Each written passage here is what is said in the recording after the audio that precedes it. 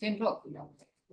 Good morning and welcome to this hearing, Whanakoutou Katoa. This is a public hearing for the Regional Public Transport Plan. My name is Andrew Noon. I'm chairing this hearing.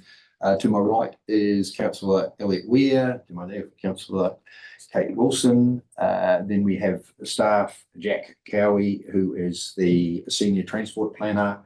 We have Robin Hyde, who is the Transport Planner Lead. And we have Caitlin Hazlitt, who is our Hearing Administrator. I'll just run through some health and safety and basically how the hearing schedule will operate today, and then we'll get underway. So health and safety wise, if we need to leave the building, if the alarm goes off, we need to head down out of this room, then down the stairs and assemble out on Rattray Street, the footpaths just adjacent to Philip Lane House. Today's hearing, we're obviously kicking off at 10 o'clock. We've got a 10 o'clock to 11:15 session, and then we'll have a short break, a 15-minute break, and then we have a 11:30 to 12:30 session, a 30-minute break for lunch. And then the afternoon session is 1 p.m. to 3, and that will conclude the hearing. At that point, we will, when I say conclude the hearing, we will adjourn because we have another day of hearing submissions in Queenstown. It's an afternoon actually, and that will occur on Friday of this week. Declarations, just to make sure if any of the panel members have declarations to make in terms of a conflict potentially with submitted coming to the table and presenting evidence, blah, blah, blah. I've got one later on in the day. I'm a Cozy Homes Trust trustee. They're now being rebranded as the Otago Housing Alliance. So I'll just push my chair back, and Kate will take care of the chairing, but I'll stay in the room. So that's how we'll handle conflicts. And my colleagues will deal with any conflicts as they arise, if there are any. I think that's pretty much it. I'll just check with my panel members. We're all okay. Excellent. Now we've got Eve O'Brien from the Central Otago Friendship Network online. A very warm welcome to you, Eve. I hope, I assume you're Alexandra based, I believe. I hope you've got a lovely day in Central in Alexandra.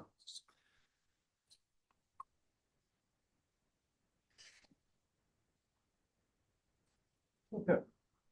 We're in your hands, Eve. She'll mute. No, she's turning mute off. Can she not hear? Trying to. Yeah. Can you hear me now? Yes, you can. Oh, great. Oh, there must be a bit of a delay. Sorry, my location in rural areas. The internet is not always amazing, but we'll do our best. So kia ora, my name is Eve O'Brien, and I'm the coordinator for the Central Otago Friendship Network, COFN. I grew up in Alexandra and have been working in the social sector throughout Central Otago for the last 3 years, so I have a pretty good understanding of the long-term challenges with public transport in the region and related impacts on community life. I'll also note that I lived in Dunedin, where I used to live in Dunedin, where I utilised public transport extensively, and I taught for 7 years at the Community College Dunedin, where I worked with at-risk youth for whom. Can you turn the video link off, because that could be compromising? We- Eve's just frozen. Yeah. Sorry. Yeah. So we can't currently hear you, Eve. I'm not sure whether you can hear us, but I doubt it.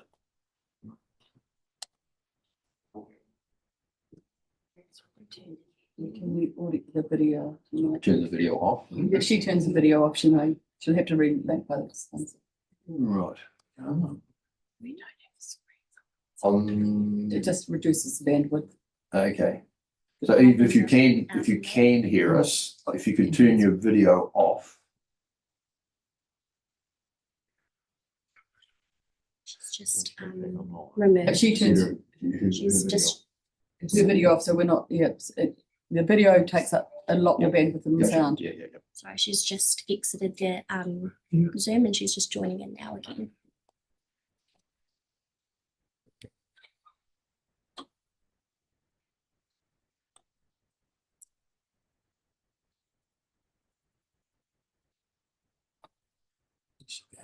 She's muted though. Kia ora. Sorry about that. I seem to have had issues with my laptop, so I've just joined on my phone. Sorry about that. It's always when you most need it that it doesn't work. But can you hear me now? Yes, we can. Perfect. So sorry about that. I'm not sure exactly when I dropped out, but I guess I just gave you a quick overview of that. I've been working in Central for 3 years in the social service sector, and I'm representing the Centro Otago Friendship Network.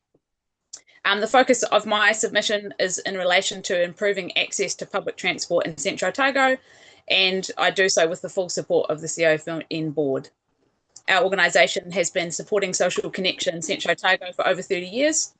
Our mission is enriching lives through friendship, providing crucial support for people experiencing isolation and loneliness.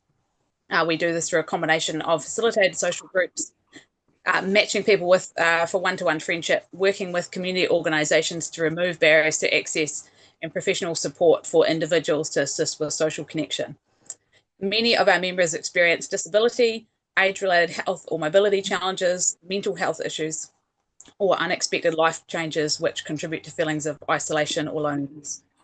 We support over 70 individuals aged 5 to 90 plus living in Alexandra, Clyde, Cromwell, Roxburgh, and the Maniototo. I speak today on behalf of not just our board, but our membership, who are often subject to transport disadvantage. At present, at least 56 of our members are either currently experiencing transport disadvantage due to disability or age-related conditions, or are older people who are keenly aware that they will soon experience challenges with transport when they lose their driver licence due to age-related reasons. As a region, we have a higher proportion of those aged 65 years and older than the national population stats. According to Centro Otago District Council data from 2024, the proportion of people 65 years and older was 24.7% in Centro Otago, which was higher than the New Zealand population of 16.5%. As this population of over 65 ages and is no longer driving, we're going to have growing pressure on the existing volunteer-based transport services, which are already struggling to recruit enough drivers to meet the demand. And we see growing evidence of people contacting us as that becomes reality for us. We see the problem at present as those working on the coalface with people in the community experiencing transport issues. People living in Centro Otago who do not have access to personal vehicle transport, be it for financial, disability or age-related reasons, have currently very few options for transport. They face significant disadvantages when it comes to participating in community life because of this lack of access. Most people rely on family or friends to transport them, which presents issues if people do not have family living locally or have limited social networks. Currently, to my knowledge, the public transport options available in Centro Otago for the people we support are volunteer driver services in Alexandra and Cromwell, which operate on limited hours and locations and cost between $5 to $15 for fairly short trips, which is actually reasonably expensive for people living on a pension or disability support funding, where every dollar counts, particularly with the cost of living at the moment. There are several local private shuttle services, but these can be quite costly and are not really priced for individual transport. We have the St John's Health Shuttle, which goes from Cromwell through to Dunedin, and the intercity bus, but that can be quite expensive, often is at capacity, and the times that it comes and delivers people to places like Cromwell or Queenstown are usually not suitable for accessing day-to-day services like health or social services. There is currently no wheelchair accessible public transport available to the general public that I know of. There is a wheelchair accessible van that's held at one of the local rest homes, which can be hired for community use, but as there is no driver provided, this is not a useful solution for most, and it's often booked for group activities. The impacts that we see, the lack of access to public transport has a wide range of impacts on individuals and communities as we see it, but some of the wider issues we acknowledge are the lack of access to job opportunities for those who are working age but do not drive or cannot afford the costs associated with running and maintaining a vehicle.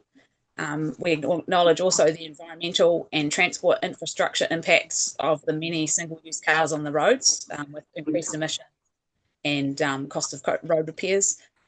However, the main two impacts that we see as most important, which I'd like to focus on today, is the lack of access to essential services like medical care, grocery shopping, etc. This is a key point that came through in our small survey that I attached to my submission. People having to go to Dunedin for hospital services that could be provided in Queenstown if there was a transport connection.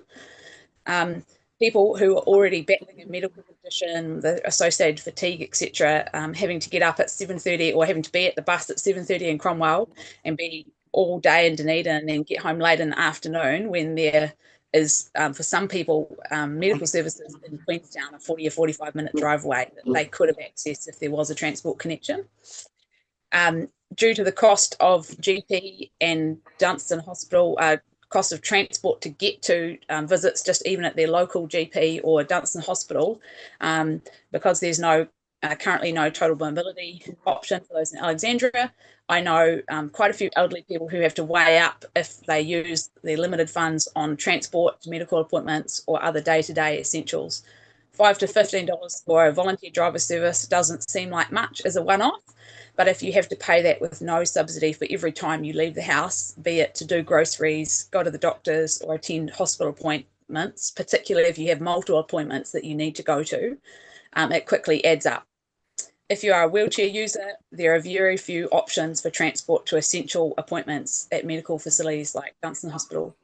I am regularly asked if we have a wheelchair accessible vehicle by health or support services. We don't, unfortunately, at the moment, with our service. It's only a 10-minute drive from Alexandria to Dunstan Hospital, but if you are a wheelchair user, it can be very challenging to make that trip even with simple appointments. The other key thing we'd like to highlight that is an impact of lack of access to public transport in Centro Otago is the impact it has on people accessing adequate social connection and participation in community life. Lack of access to public transport in Central Otago is one of the most common barriers to social connection and community participation that we come across in our work. It is commonly known and spoken about in the local social service, aged care and disability support centres. Many of the older people I interact with have existing social networks. They may even have lived in the region for a long time, but without transport, they are often totally cut off from the social opportunities that used to fill their lives with meaning and purpose. They can't just pop out for a coffee with a friend or go to their recreational and hobby groups, particularly if their mobility is compromised, so they're not able to walk long distances. They may use the volunteer driver service or get rides with family or friends, but this is mainly used for medical visits or grocery shopping, the real bare essentials. As the driver, whether it's a volunteer driver service or family or friend, usually waits for you to finish the appointment. Many people don't feel comfortable using this for social opportunities because they don't want to feel like they're being an inconvenience to people. And if they're on a very limited budget, they have to make sure those costs are saved for the real bare essentials like medical or getting groceries. The anxiety of what will happen to you and how you will cope if you lose your license is very real for many older people living in Centro Otago. It is a topic of conversation that commonly comes up at our coffee groups. People dread going for their driver's test. There's a lot of anxiety that I hear around how they will cope. And there is a good reason for people to be concerned about lack of access to social opportunities in community life. According to research from 2010 and 2015 by Dr. Julianne Holt-Lunstead, people with strong social relationships are 50% less likely to die prematurely than people with weak social relationships. The impact of lack of social connection on reducing the lifespan is equal to the risk of smoking 15 cigarettes per day and is a greater risk factor than commonly known mortality factors such as obesity, exercise, lack of exercise, and excess alcohol consumption. Simply put, access to social opportunities is not a nice to have, but is an essential for a healthy life. In terms of solutions, we fully support the ORC plans to focus on getting total mobility service going in Alexandria as a first step, and then looking to support community transport solutions as well as long-term regional connections between main centres such as Alexandria and Queenstown. Communities in Central Otago already have a rich resource in terms of generous local volunteers who give their time to help provide transport services to those who need them the most. With better support and resourcing, this could be a great starting point for improving access to transport. There are a number of organisations like Alexandria Community Advice Network and Alexandria Senior Citizens who already have volunteer driver services running or access to willing volunteers. However, I would encourage the council to think about more than just donating a van or a similar vehicle. There has been a community van based in Alexandria in the past, which was not sustainable in the long term. I was not part of that project, so I can't directly comment on it, but I know that funding for ongoing maintenance and running costs is a key issue, as it's relatively easy to get funding for a one-off purchase of an asset like a wheelchair accessible van, but getting access to funding for ongoing operational costs and maintenance is challenging, and we experience that even just with our own van that we use in transporting groups. I also think that I encourage council to think about providing expertise and advice to explore best fit solutions for the area with learning from other communities throughout New Zealand. Part of the problem is that those of us who see the impact of public transport issues on the coalface in our communities are not experts in transport and have little capacity to drive complex projects outside our core service delivery. For example, I'm working 4 days a week as the Sewe coordinator. That involves managing, administration, making sure all our services are up and running, and doing face-to-face consults with our clients. Public transport advocacy really is just a side extra that we squeeze in and around our core services.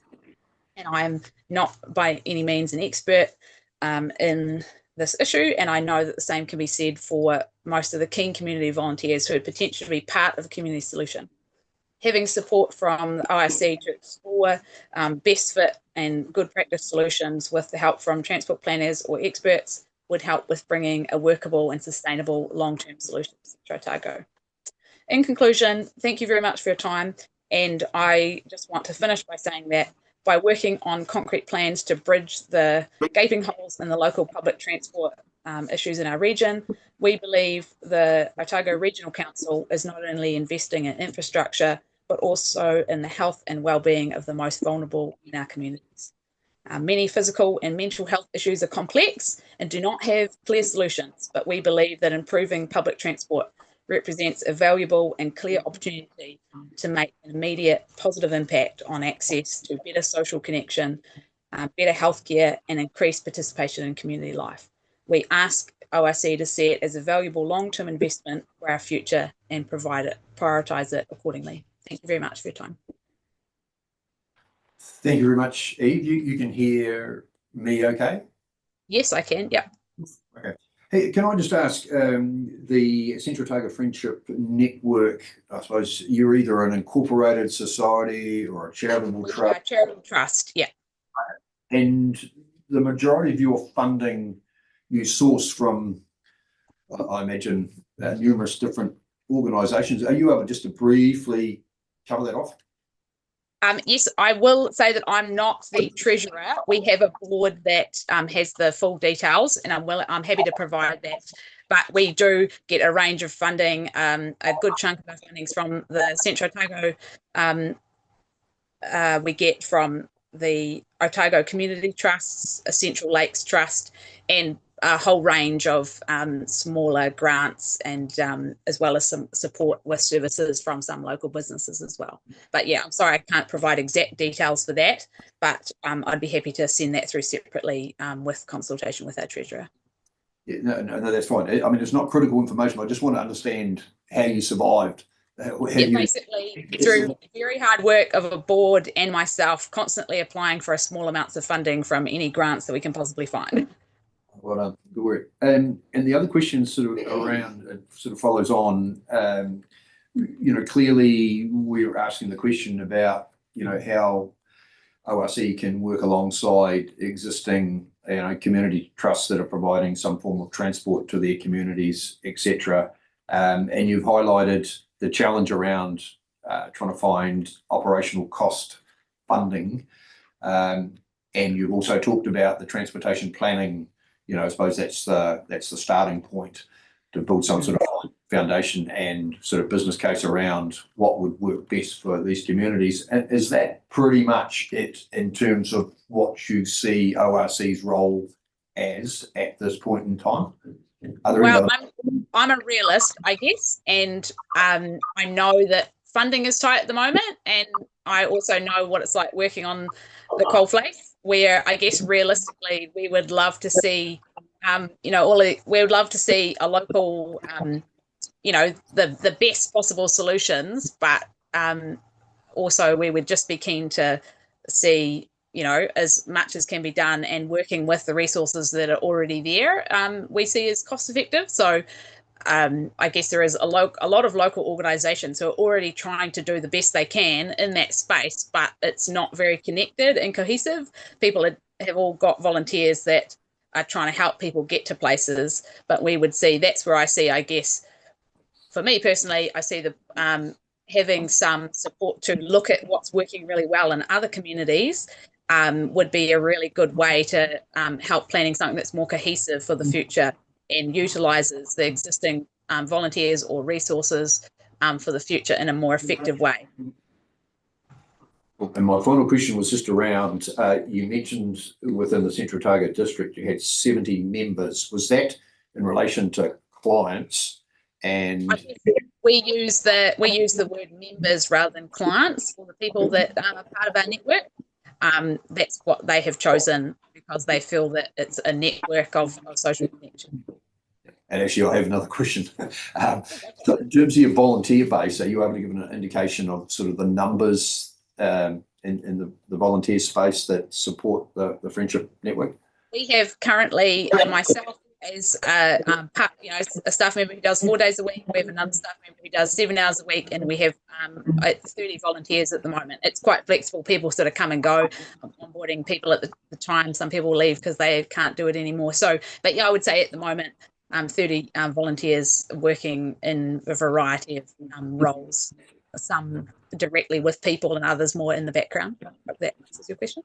Yeah, awesome. Thank you very much. I'll just check with Kate and Elliot. They may have questions as well. Kate. Look, thank you, Eve.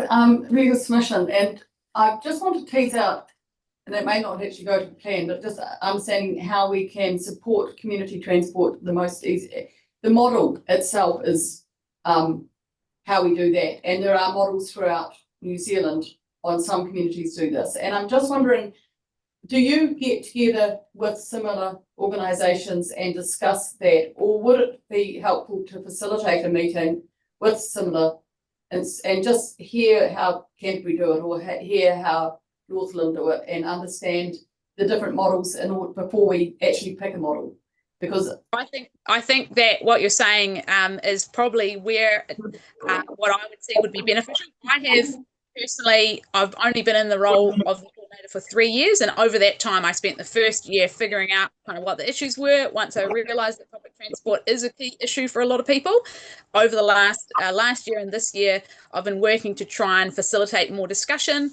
We have the Alexandria Council of Social Services, which is how I grow a lot of my networks. We meet once a month at the Alexandria Community House, and that includes a lot of the really key people working with the most vulnerable in the community. So that's a really good starting point. And I've had a couple of meetings that I've organised where I've invited people to be part of conversations about public transport.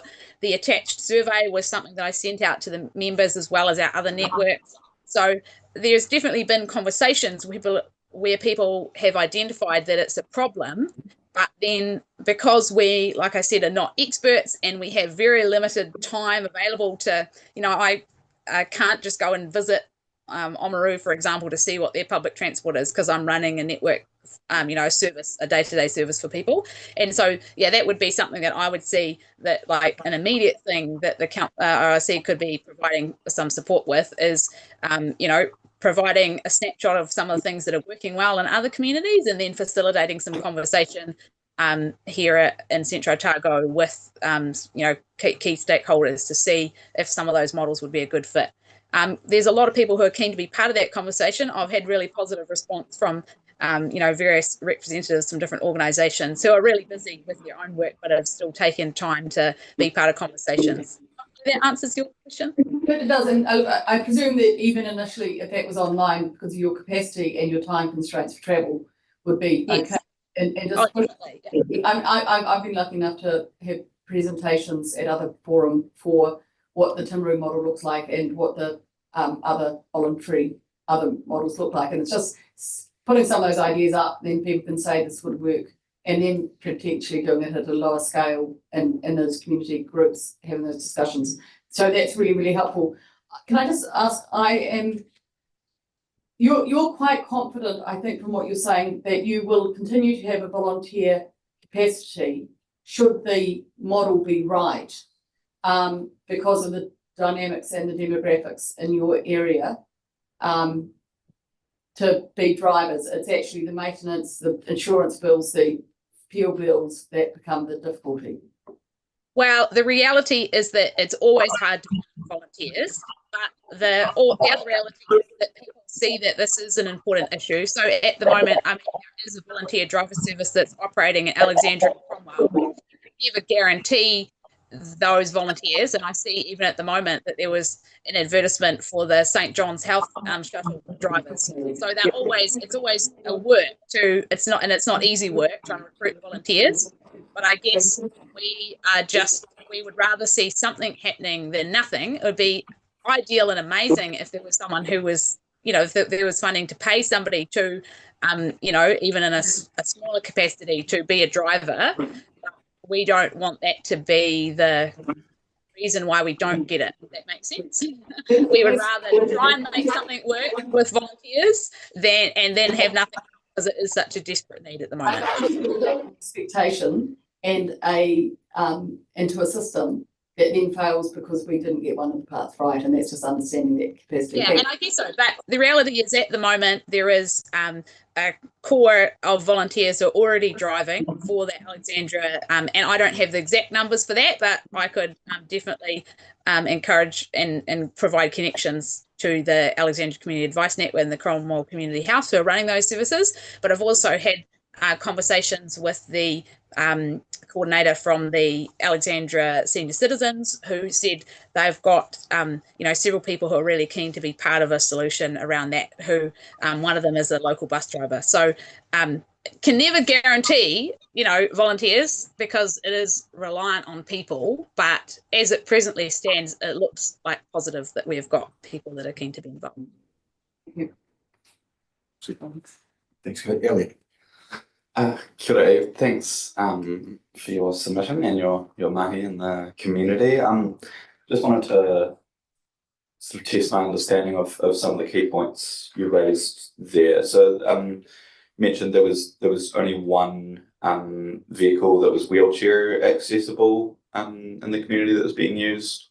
Is that including those health shuttles and the community shuttles?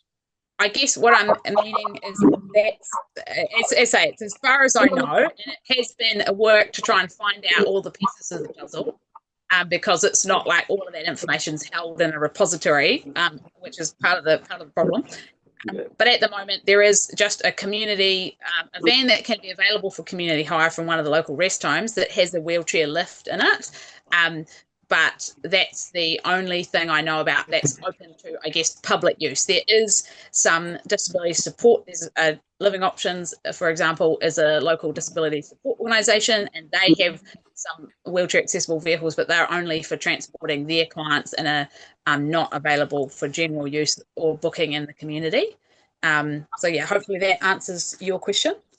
Yeah, so those volunteer-run community shuttles you're mentioning are not wheelchair accessible? No, at the moment, the Alexandria Volunteer Driver Service is just people using their own cars to give people a ride. And it is facilitated by a community group, and they do try and, give people some fuel vouchers, but it's pretty much just people using their own cars. And we even struggle with finding volunteers that have a low enough car that people can, who have mobility challenges can access, even if they're not full-time wheelchair users. A lot of people have SUVs and things nowadays, And so some people find getting in and out of those vehicles quite tricky. So that's kind of, I guess, a pinch point that we see would be the fact that there's not at present much choice when it comes to, if you have mobility challenges, then there's not a lot out there for that. I guess my other point I wanted to check with you is so given the issues you mentioned around difficulties with volunteers, but more so even funding for operating costs of those sort of community shuttles, that sort of any support towards that would be beneficial, but ultimately those sort of fixed route Alexandra, Clyde, Cromwell, Queenstown plans that we had originally in our transport plans, you'd still like to see as a priority into the future for the council? I think so. Long term, we would love to see some more, I guess, permanent solutions that are based on volunteers, because we know that would be more sustainable and have better longevity. But then we also are just working with the reality of what's available, and that's where those volunteer services have grown out of. There's nothing there. So we just got to do something. But as I say, ideally in the long term, we would love to see a connection, say, from Alexandria to Queenstown, like a twice a day service that stopped at Dunstan Hospital and Clyde and Cromwell, and that people could use to both access the airport, but also hospital services in Queenstown. And I ultimately would love to see that connected from places like Roxburgh and the Maniatoto as well. So there's a better connection throughout that, and we see that be something that would be more run from a regional council level rather than volunteer based in the long term. Yes. Thanks very much, Eve. I'm just going to go to Robin and Jack, staff members, just to see whether there's any queries for clarification for you. No questions, but thanks so much for your submission. I really appreciate it. And the pragmatism is behind it as well. Thank you. Awesome. Thank you. Well, on behalf of us all here today, Eve, thank you very much for being with us. Keep up the good work, and good luck, and enjoy the rest of your day. Thank you very much for your time. Cheers. Next submitter is Daniel Jolly, submitter number 461. If Daniel would like to come forward. Welcome, Daniel.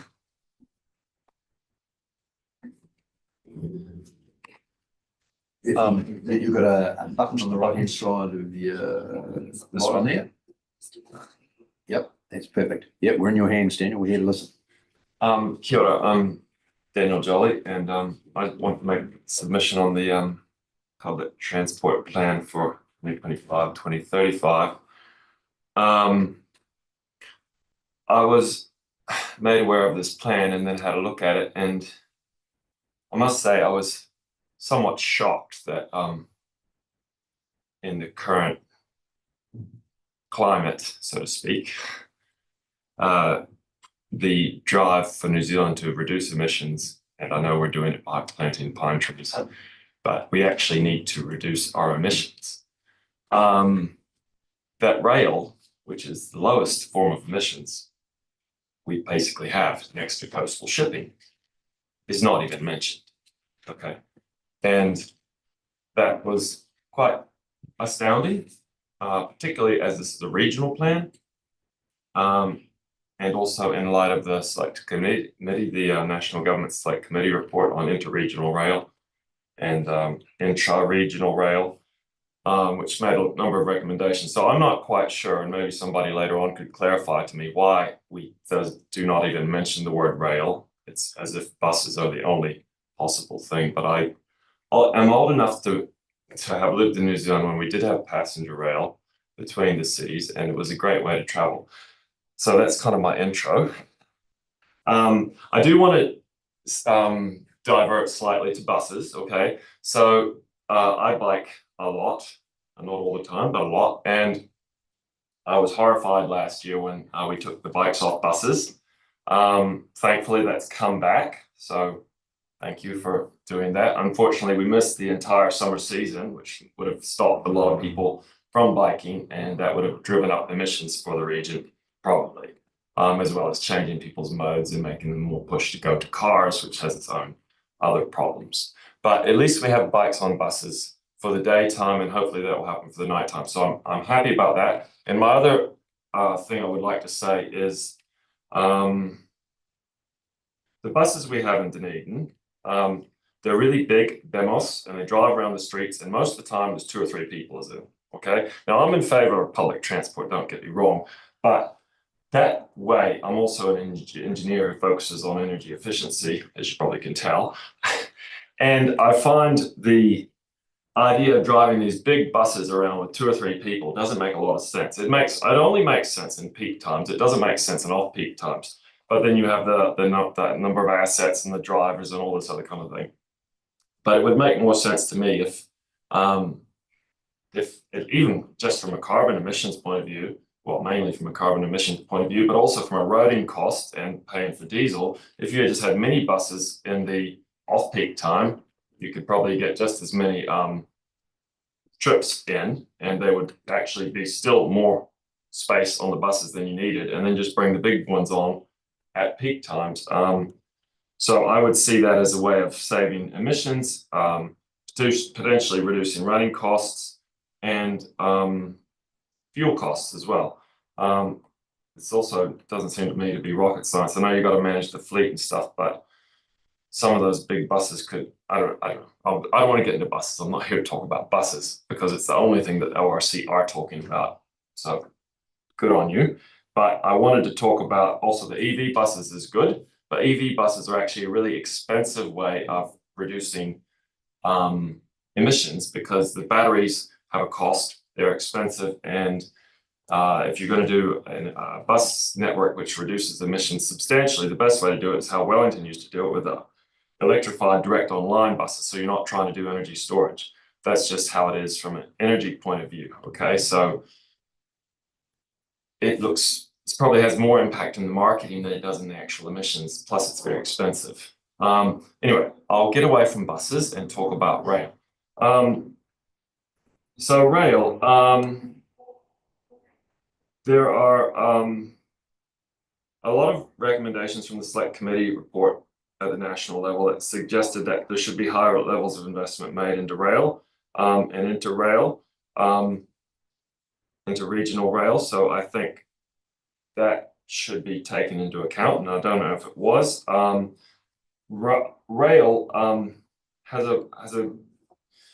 Rail is one of the oldest transport technologies that we have, okay? It was basically developed before we had fossil fuels. Rail was developed as a consequence of chopping down the forests and burning them with steam engines, and so we were able to get tracks across the Midwest or whatever. And basically that means, as it was an early technology, it's also a very low emissions technology. It has half the emissions of buses, not even talking about planes, which is what we're currently doing, flying from Dunedin to Christchurch and Dunedin to Queenstown. That's our current system between cities, even within Otago. Well, Christchurch isn't, but you take my point. It's not very hard, and the actual fly times are not that much shorter than a rail trip would be. And the beauty of rail is it is very low emissions, and it also fosters a whole lot of other community involvement and other knock-on effects. So that technology is currently ignored. And it doesn't make sense because you're plowing a whole lot of money into other things like EVs and these big buses, which the money that it would cost to do rail could come out of that bus budget by changing it around. But I will try and stay on topic instead of segueing all the time. So yeah, basically rail has a very low emissions profile. Also, the other advantage of rails is that you can travel in a very safe way, in a very comfortable way. The trains are big, they often have food carts on them, and you can work. If you're like me, you've got a lot of stuff to do. If you're on a bus, you can't work on a bus. It bounces up and down, it goes around the road, it's always stopping, turning, going this way and that. Whereas if you're on a train, as I imagine some of you have been, they're quite stationary and controllable, and they have more room. You can put a little desk, you can set your laptop on it, you got the Wi-Fi, you could even have different seats for executive class or not. You could charge more for those guys. Corporate would pay because you're competing with flying. it just makes a lot of sense in terms of the commuter or traveler to work to get into rail, particularly between cities, but even within the Dunedin city, it makes sense for other reasons. Other effects of rail are the rail can support a reduction in traffic congestion. It also improves social cohesion. It would help to support lots of regional towns and larger city urban densification and also tourism. So I guess to unpack that statement, like what she was talking about, you could run a train between Alexandra and Queenstown instead of a bus, perhaps. And that would actually bring in tourists who like to take the train, because I host a lot of woofers and they're all often from Europe and they're quite shocked with the lack of the number of trains. Tourism and trains is a winning combination in a lot of ways. The costing's got to be got right because we still need to have locals need to be able to afford it. But I think those two things go together, and it also helps to support small towns because on a bus they often don't even stop, or you don't have the large numbers which get off and then get back on again.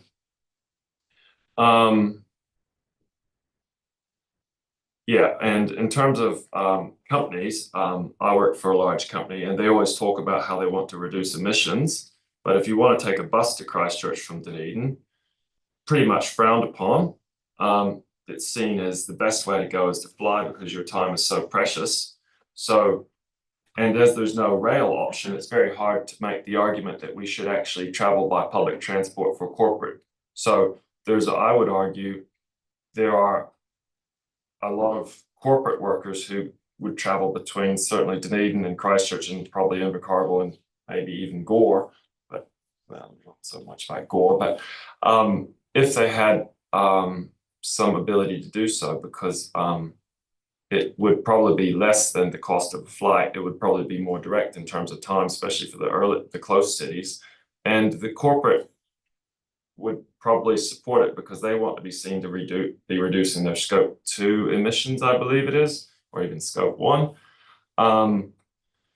So that's another thing. Rail, in terms of energy sources, you can run rail on steam, also diesel, biodiesel, and electricity. So it's got many different forms of ability to convert fuel into mechanical transport.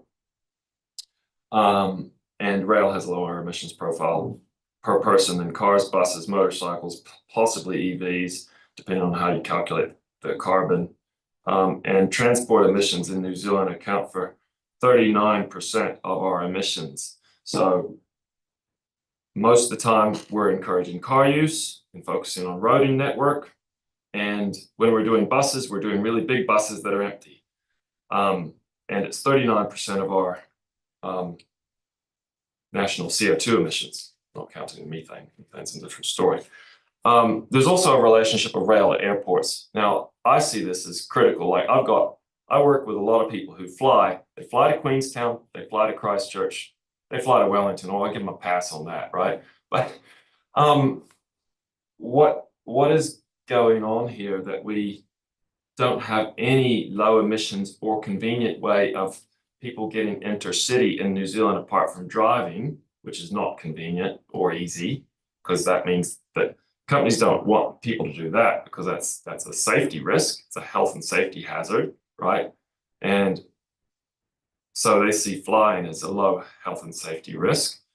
Trains would be low as well. Buses are frowned upon because the timing's not good. We don't have much of a bus connection. The inner city, it does go, and I have used it, but it's difficult to do, especially if you're trying to work.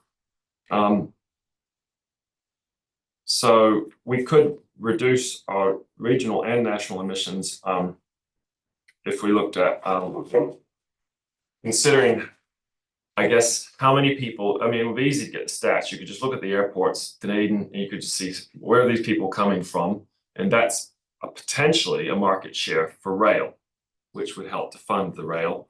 Because if you look at the short distance flights, which is from Dunedin to Queenstown or whatever, you still got it from Dunedin, you've got to drive for 40 minutes just to get to the airport. Then you've got to check in security clearance, all this other kind of thing, which means that if you look at it from an actual time point of view, which is how most people are looking at it, is from a time point of view, it doesn't make a lot of sense to fly short distances. And from an emissions point of view, flying short distances is the worst emissions profile, because the long haul flights to, say, America, because they're going long distances at high speed, high altitude, and they only take off or land twice. The short distance, you got all that energy to get the plane up in the air and all that energy to stop it again. It's a really bad move, but it's the only move we're doing, because the only other option is pretty much private car, and corporate scans support that, and general public, they're stuck in the same boat too. And you've also got all the pressure on the New Zealand air network that I hear about on the radio, Air New Zealand putting up prices. So you've got more resilience if you allow another mode into the mix, which would help possibly to bring I don't want Air New Zealand bringing its prices down necessarily, because I'm trying to discourage flying. But you take my point. If there was a rail network, they might see their market share slipping and then drop it. And then everybody would be happy, kind of.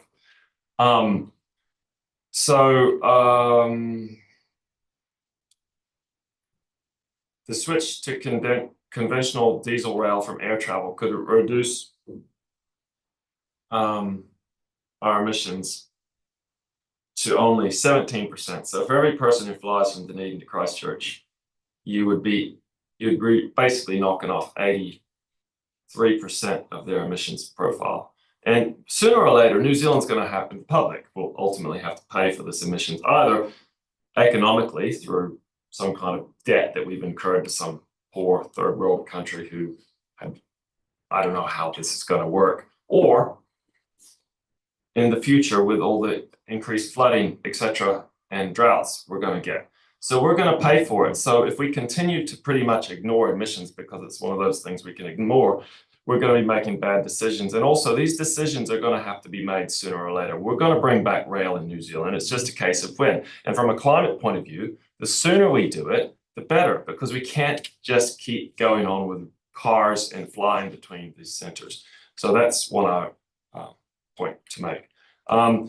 If we could increase rail, potentially you could also improve the technology on rail. So you could go to hybrid trains, or you could electrify the trains. You could do this and that. But the main thing is just to go even to the 1950s diesel electric locomotives that we have is a vast improvement over air travel. And it's a significant improvement over buses by half, and over cars by probably 4 times. In air travel, it's even more. So we don't even need to change the technology. It's already here, and we've already got the tracks. So it's more of a political thing with Kiwi Rail to work out how we're going to do it. Can I ask you just sort of summarise your, and I think we've got a fairly clear idea of your main points, but if you could just summarise your submission, and then no doubt there'll be some questions. Yeah, so I'm just coming to that little summary now. It's on my thing, because it takes me so long to work through my words.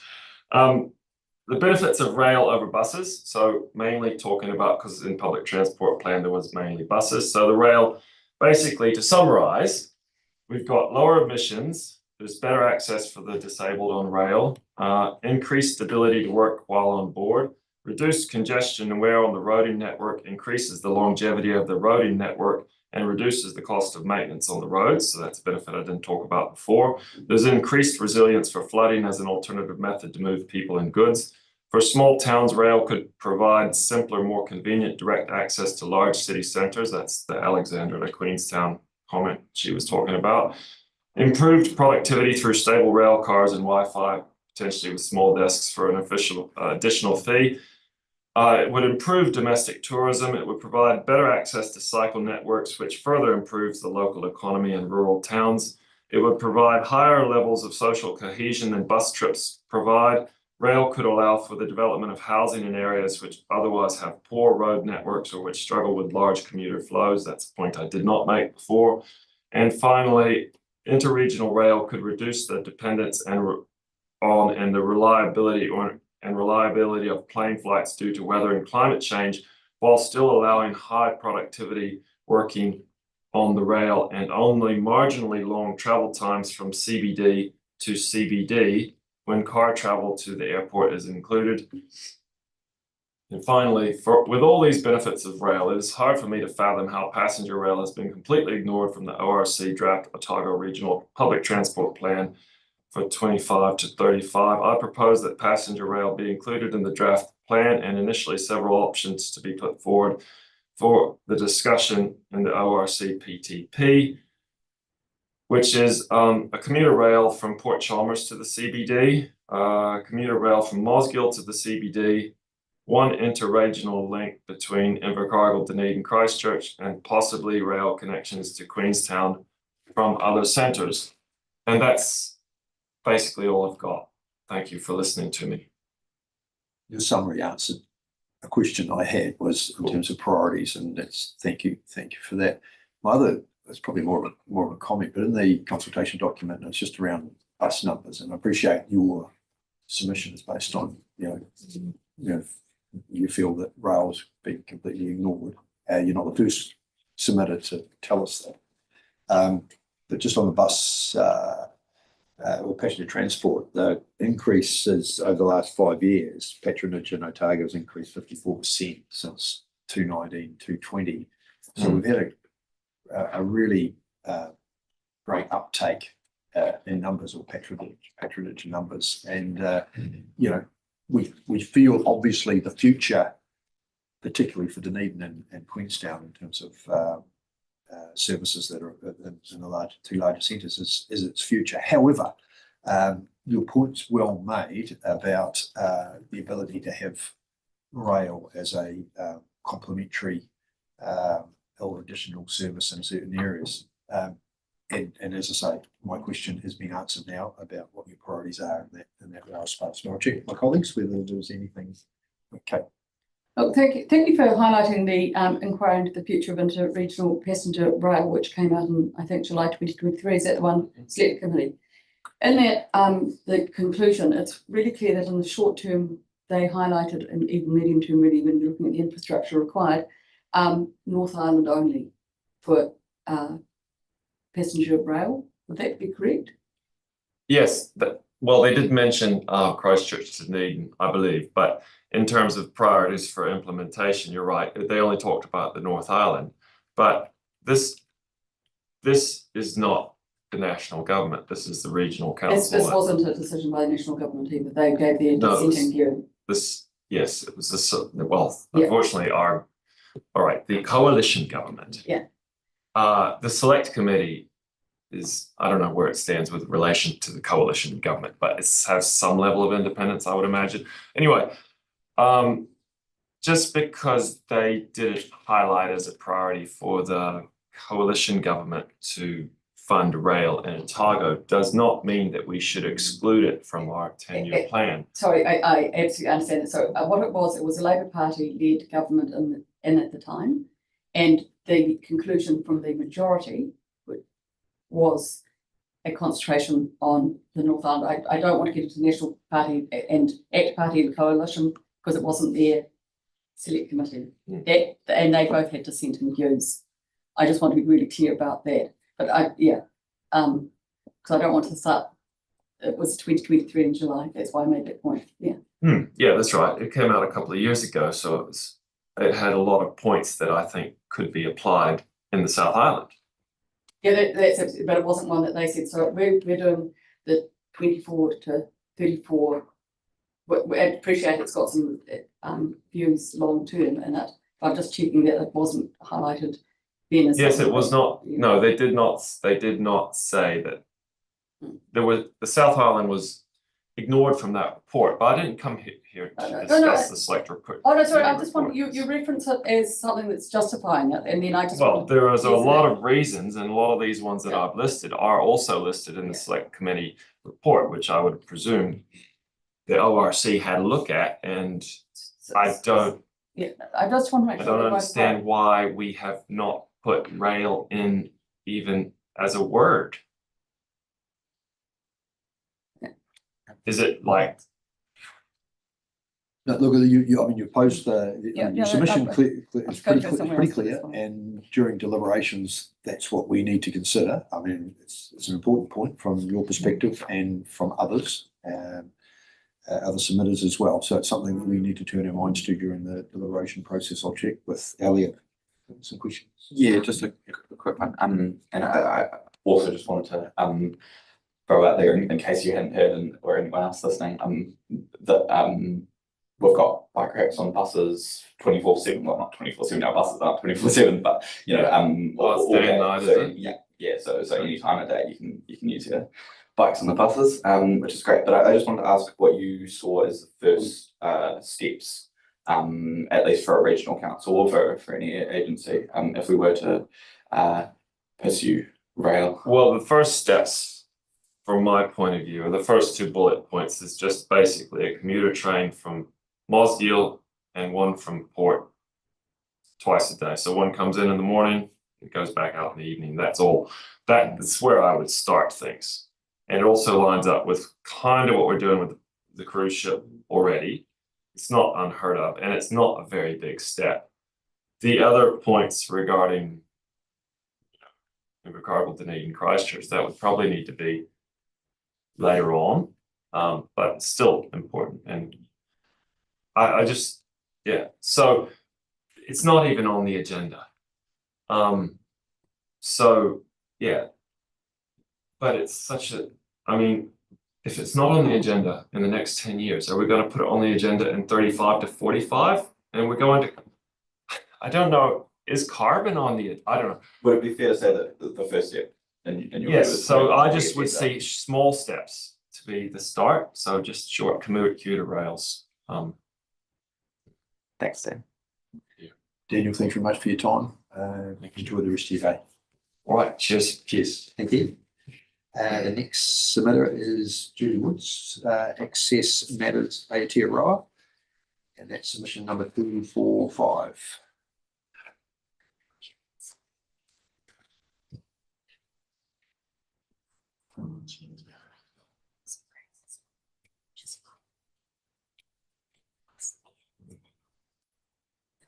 Sure, going the right way. That wouldn't be a good start, would it? Is it a swirly one? Yes. Now I'm stuffed, aren't I?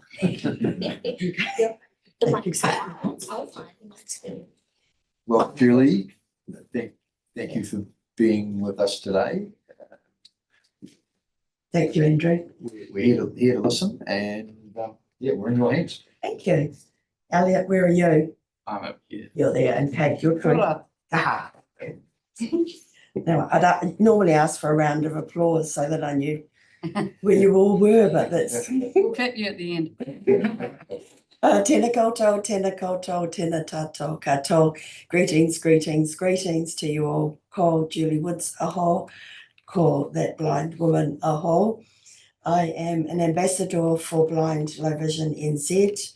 I am a life member of Blind Citizens New Zealand, and today I represent Access Matters Aotearoa Trust, who have made a written submission on the RPTP 2025 to 2035.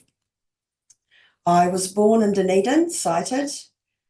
I became partially sighted when I was 18, legally blind when I was 31, and totally blind when I was 42.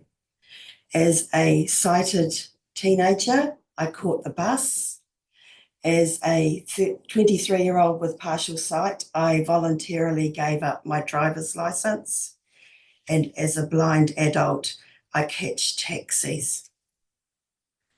According to the World Health Organization, disability is part of being human. Almost everybody in their lifetime will experience disability, either temporarily or permanently. It's estimated globally that 1 billion people are disabled. 15% of the world population has an impairment.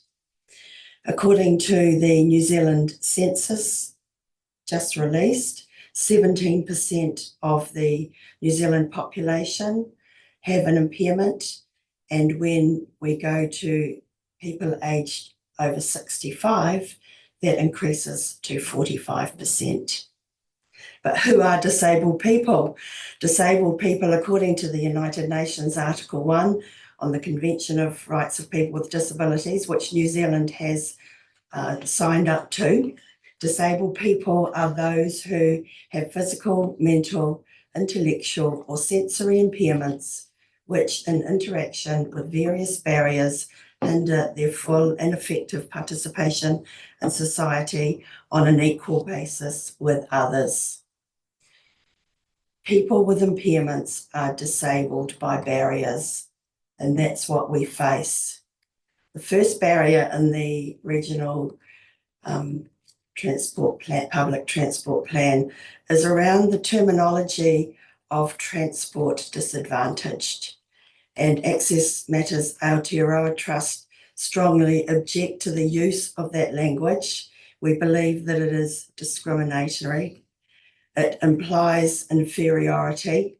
The reason we might be transport disadvantaged as disabled people is because of the barriers that are put in front of us. I don't catch a bus because I don't know where the stops are. I don't have access to the timetabling. And the last time I caught a bus, the driver shouted at me and I got off and fell into the arms of my orientation and mobility instructor, who was actually teaching me the route. Access Matters Aotearoa Trust is asking for the Otago Regional Council to show strong leadership in this space, and we are asking for enforceable standards to be included in the transport plan. Otago Regional Council has the opportunity to be the first regional council to have enforceable standards. I catch taxis because I don't have a guide dog. If I had a guide dog, I wouldn't be able to catch a taxi because many drivers do not pick up blind people with guide dogs. And that's not something we find just in Dunedin or Otago, that's nationally. If there were consequences to taxi drivers not picking up blind people with guide dogs, then that would remove that barrier that blind people face. People often ask me, where is New Zealand in terms of accessibility? I say we're 30 years behind. In 1990, a group of protesters converged on Washington, DC in the United States of America and stood at the foot of the steps to the Capitol building. 60 disabled people abandoned their wheelchairs, their crutches, and their walkers and crawled up the 83 stone steps towards the Congress. 4 months later, President George W.H. Bush signed into law the Americans with Disabilities Act, and at the time said that we must, I've written it here in Braille,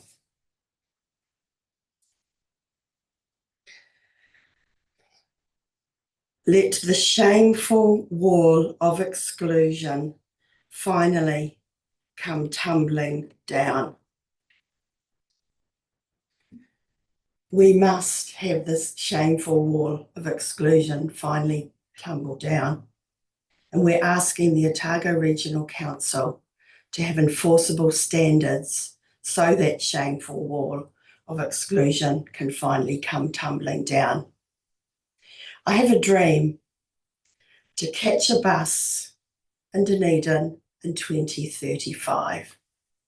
And I hope that the changes that are made in the Regional Public Transport Plan will allow me to do that.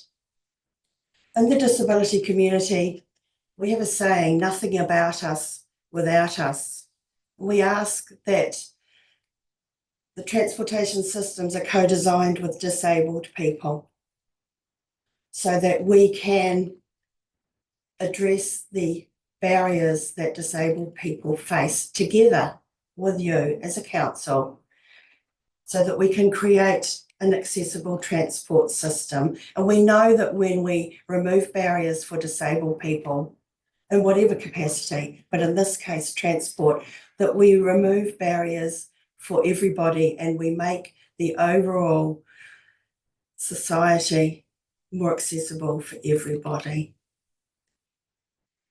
I hope that I get to achieve my dream by one day catching a bus in Dunedin. Ngā mihi nui kia koe. Thank you for listening. Thank you very much, Julie. Beautifully put. The national standards that you referred to, you can hear me okay? Yeah. Yeah.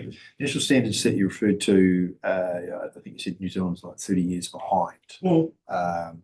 So in places like Australia, are they up to speed in this regard? So I suppose my point is, we're 30 years behind.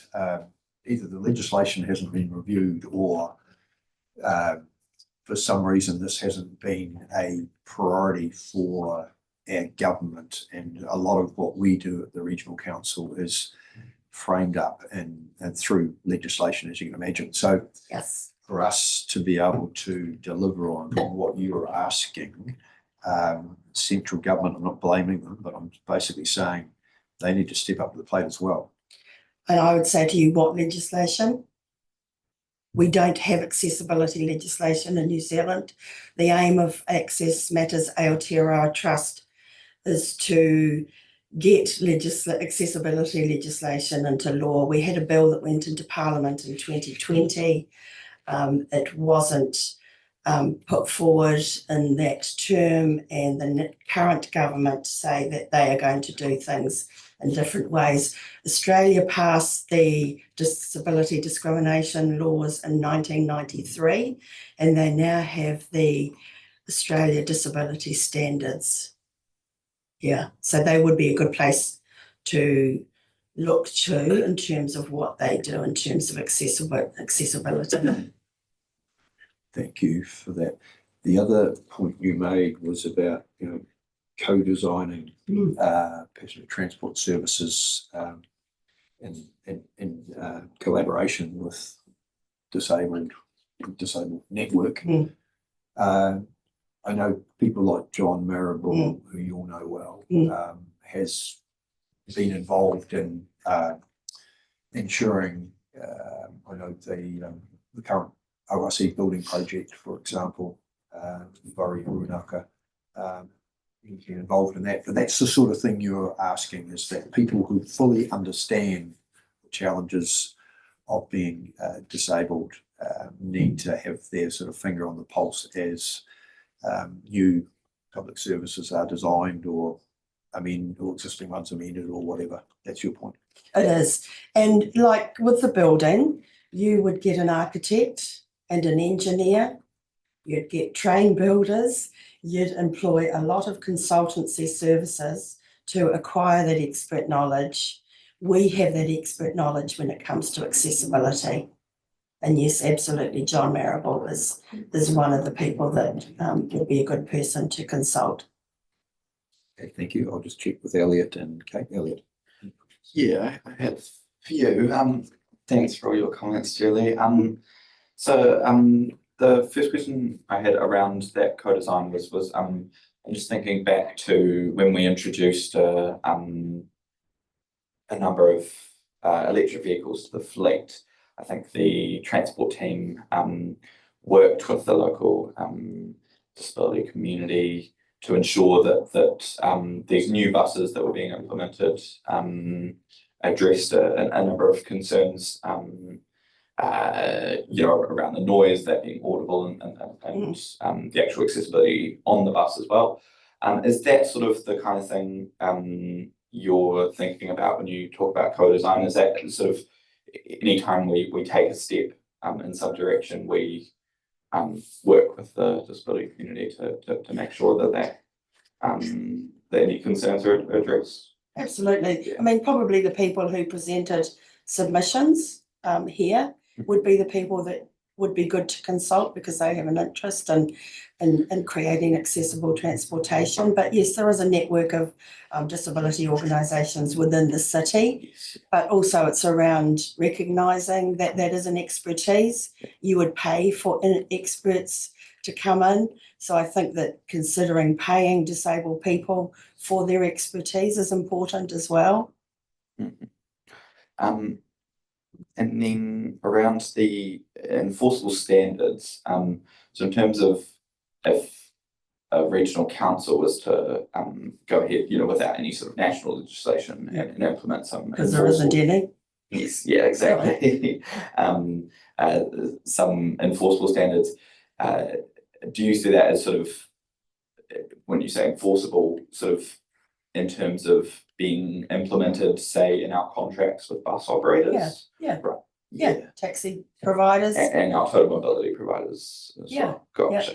And there's also, as part of the accessibility legislation that was put forward, there was a barrier identification process.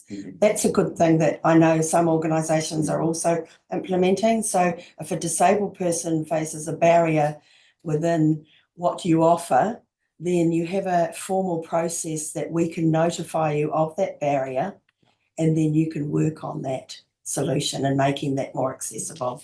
So that's another way of doing it too. Note that point down as well. But on that note, my second last question, sorry, is in terms of barriers, current existing barriers, what are the biggest current barriers that you're aware of in the bus network? Well, not knowing where the stops are for what route. Having someone to talk through the route. Of course, timetabling. I'm not even sure what exists in terms of accessible timetabling. And for blind people, accessible looks like audio, large print, electronic, or braille. So there are many ways that a blind person would access that kind of information. And I think training plays a big part.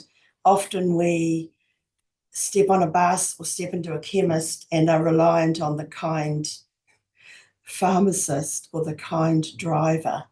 But we want more than that. We want trained drivers or trained pharmacists to provide us information that we need to access. Yeah, cool. Thank you. And then the last question was around the term transport disadvantage. Yes. So what would you prefer to see used in that context? I guess it's used as a catch-all to describe more than just disabled people. Yeah. Yeah. We object to the words vulnerable and disadvantaged because they do imply inferiority. We would suggest that passengers with access needs, in the case of the transport plan. Gotcha. Cool. Yeah. Thanks so much. Access needs is the kind of the new way of just disabled people with access needs kind of covers it. Perfect. Thanks so much for that, Julie. Thanks, Elliot. Thank you, Kate. I'm looking at you, Kate. Yeah, look, I'm just wondering, the disability standards. There's one thing to have them embedded in legislation and therefore regulation, but we could suggest as a council or in this paper that they become part of our contracts. Yeah. For those standards. Wouldn't that be great? Yeah. Wouldn't that be great if the Otago Regional Council showed that leadership?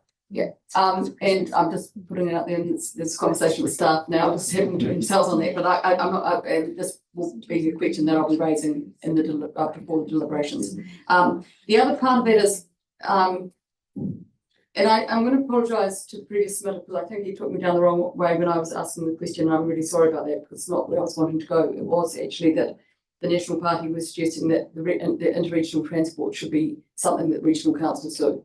And be given a higher role in that space. And I suppose that would also come with, and where I wanted to go with the questioning was what the opportunities are for interregional transportation being a focus of us in the current context. And the other part of that for me was the transit app that we've got now, and you talked about the signage and the audio and everything else, and I know that Elliot and I have asked questions about that's in another context about the audio aspects.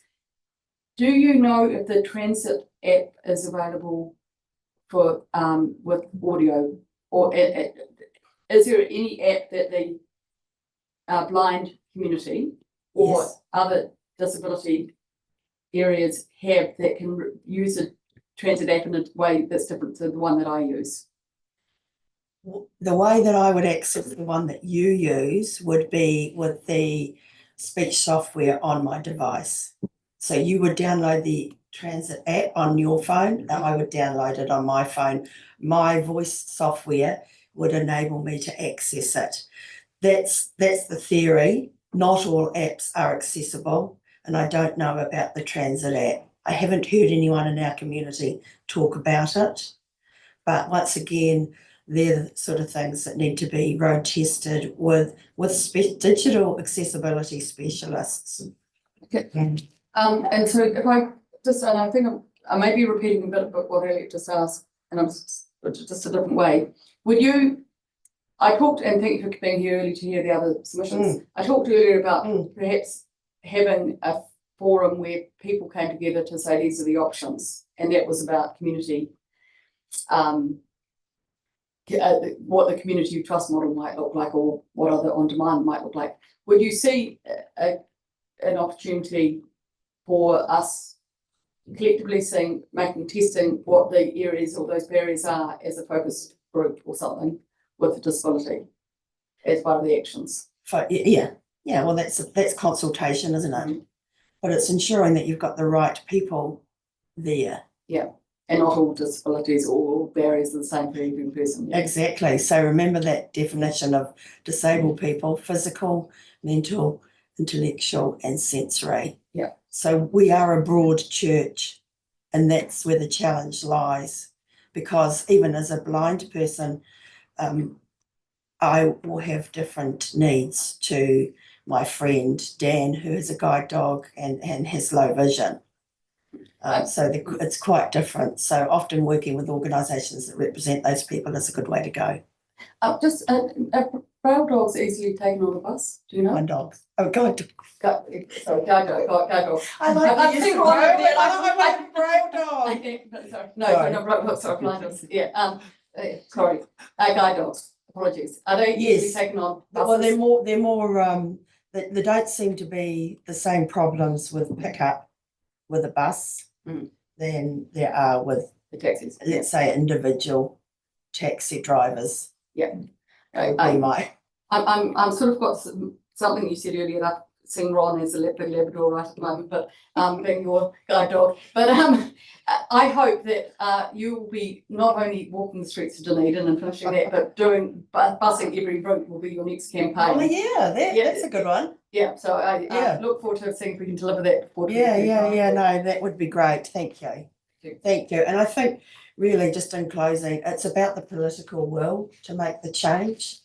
When President Bush enacted that legislation in 1990, it was a result of that walk up those steps at the Capitol. So it's how do we facilitate the change in political will. Can I say that I would hate to get to that point that we had to put people in that space to get change, and I would hate to think that you'd have to crawl up. Well, it's not happening, is it? No, and so yes, but I don't want to use that as an example that we have to get to that point that you have to do that. So thank you very much for coming along and doing it in a better way, and hopefully more, a better, easier way. If it gets the results, then that, sometimes that's what we have to do. But thank you for having me speak to this submission on behalf of the Access Matters Aotearoa Trust, and they had a korero for change with regard to transport, and they are happy for me to share that document with you if you would like that, and they're happy to support you as well. So thank you. Excellent. No, that'd be great if you pass it on, and just on behalf of us all here, Julie, thank you very much for your input. We really value it. Thank you. My pleasure. I've got the copy of the quote in Braille there, with a copy of the Braille alphabet for you to work it out. Well done. Thanks, Elliot. How long have we got? Yeah, that's right. Thank you. Thank you. Yeah. So as a trustee of Cozy Homes Trust and the Otago Housing Alliance, I will push my chair back, and Kate will welcome the next submitter. Kia ora, Aaron Hawkins on behalf of the Otago Housing Alliance, formerly known, or also part of the Cozy Homes Trust. Thank you very much for coming here. Was it your co-chair that submitted under the name of Alex King and the McMillan, sorry, not Alex Not King. quite, no. Oh, yeah, Alex McMillan. I'm sure you'll And hear the from Alex number in is due course. 525. Lovely having you here. Right hand side, just push once, yes, and welcome. And I think you once upon a time said at this panel. Thank you. Kia ora tātou. Yes, it's been quite confronting to reflect on the experiences of 2015, Madam Interim Chair. When two of us thrust you into that position. Where I had the privilege of sitting alongside Councillor Neal and Councillor Deaker on the not last but one before iteration of the Regional Public Transport Plan, which was significant. We went into that process. Dunedin had, I think, something in the vicinity of 112 route variations at that point.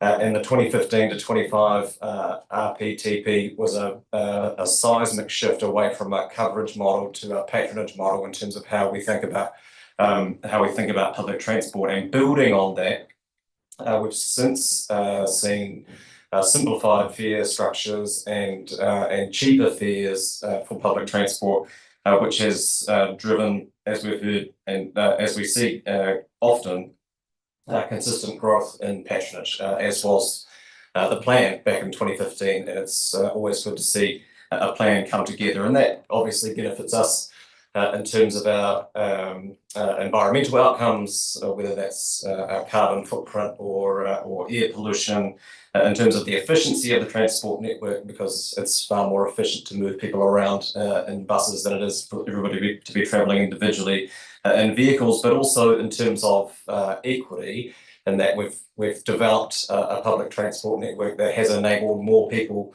to travel more places more often. And especially children, for whom other alternatives aren't so readily available. And it would be disappointing to see some of that, or see much of that hard-won progress go backwards through this current iteration. We appreciate the environment that the Regional Council is operating in, with a significant funding partner having different priorities around how our transport investments are allocated, both in terms of public transport for one, but this end of the country certainly for another.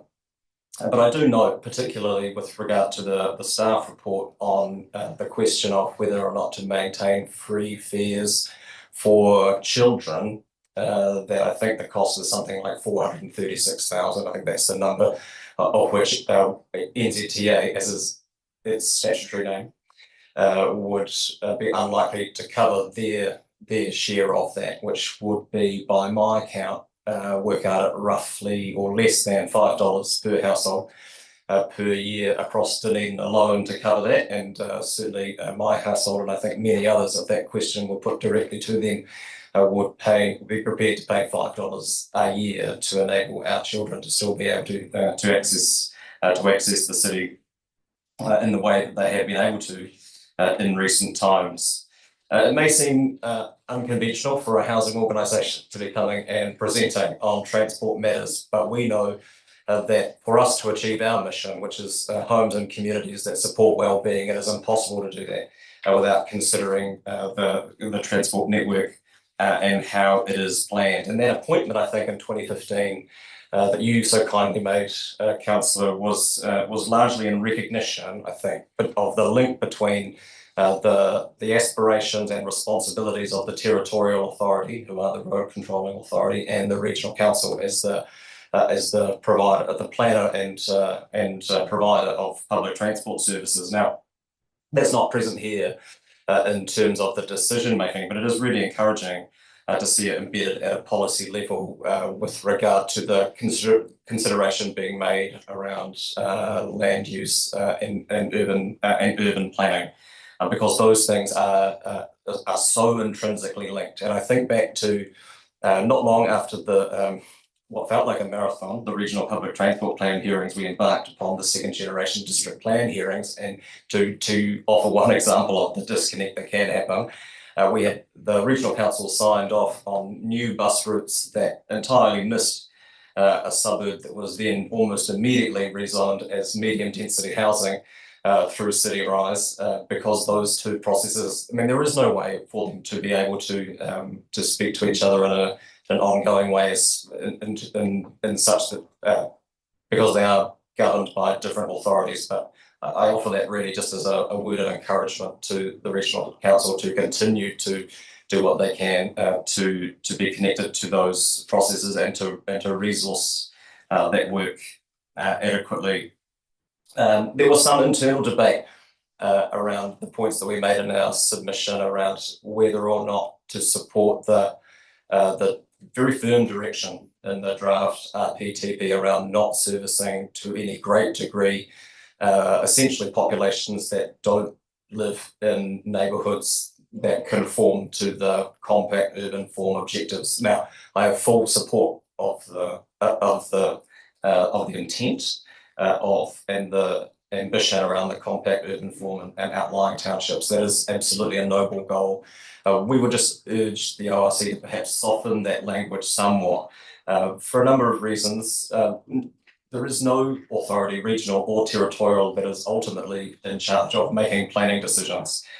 These are ultimately decisions that are made by the Environment Court as to, or increasingly a small number of government ministers get to make decisions about where significant developments may occur. Now, it is not outside the realms of possibility were Kāinga Ora to reignite its purpose as a builder of affordable housing in our community, that they may choose to do that in areas and get the permission to do that in areas that wouldn't meet the compact urban form objectives of our district plan.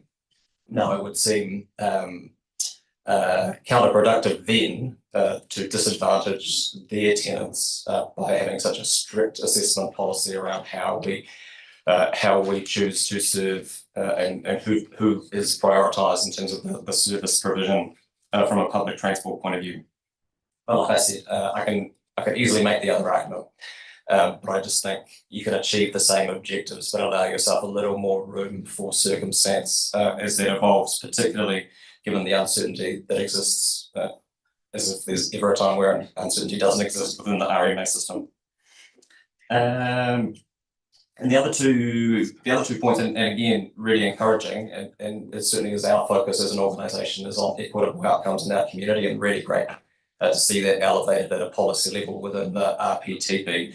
And further to that, and overlapping with the previous point, we submit that the affordability and accessibility of housing be made explicit as an urban landform consideration, but also it is concerning from an equity point of view, not just the increases in fares, which will always be disproportionately felt by lower income residents and in particular children who are coming off a base of currently not paying at all for their for transport, but a move away from cash fares or increasing the barrier to people being able to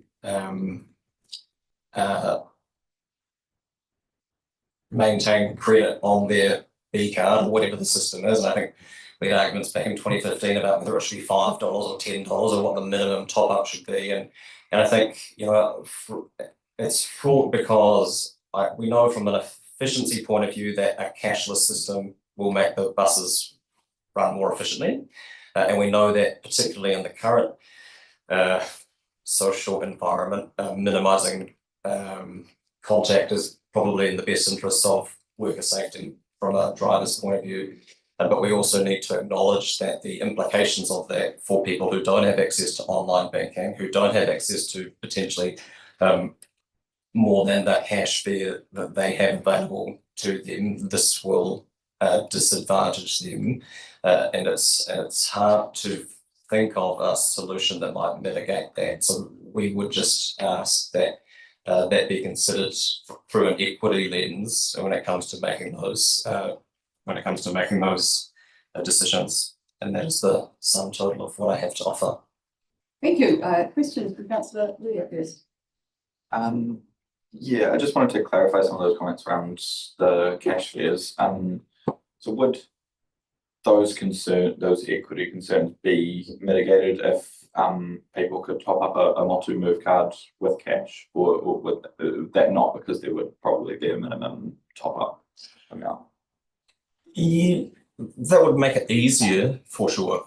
Yeah, but yeah, you would have to, and look, I appreciate it's potentially moving.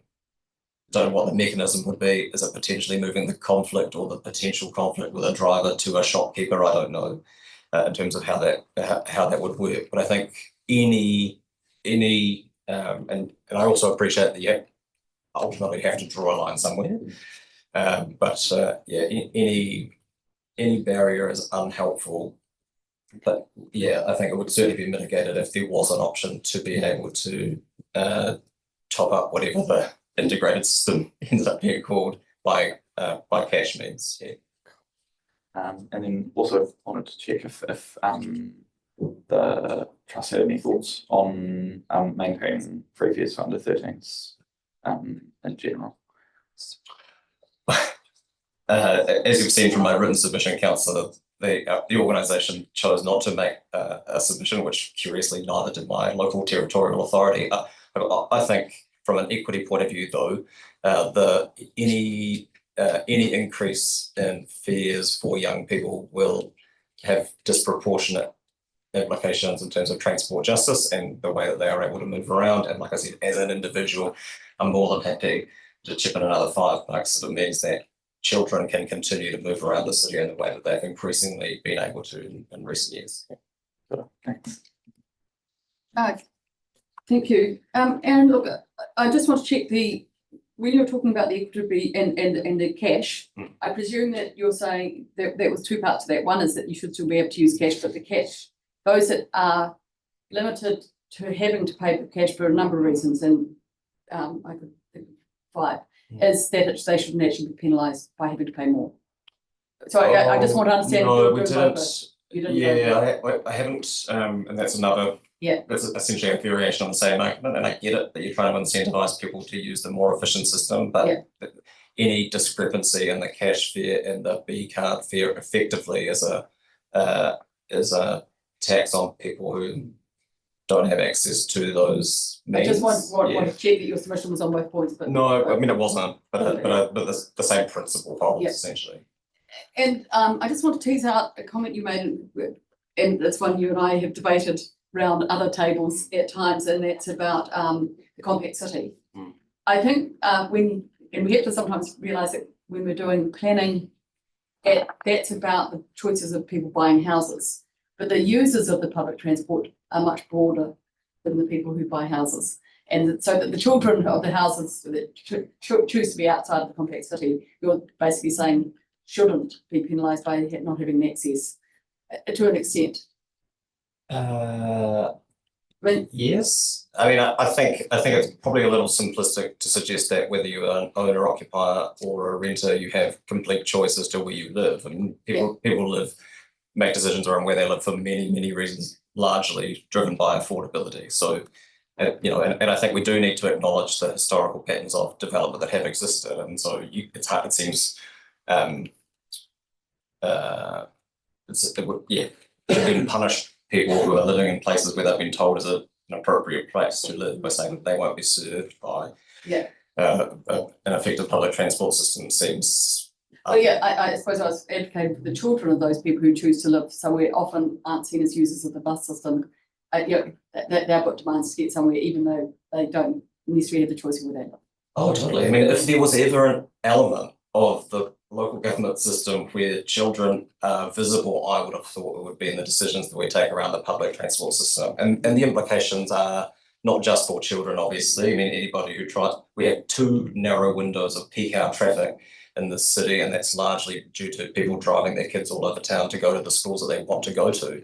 And there's similar bursts of activity around extracurricular activities that children may be involved in, and the more we are able to support them to be able to undertake those activities under their own steam and not require chauffeuring, then there are significant benefits that accrue to that as well.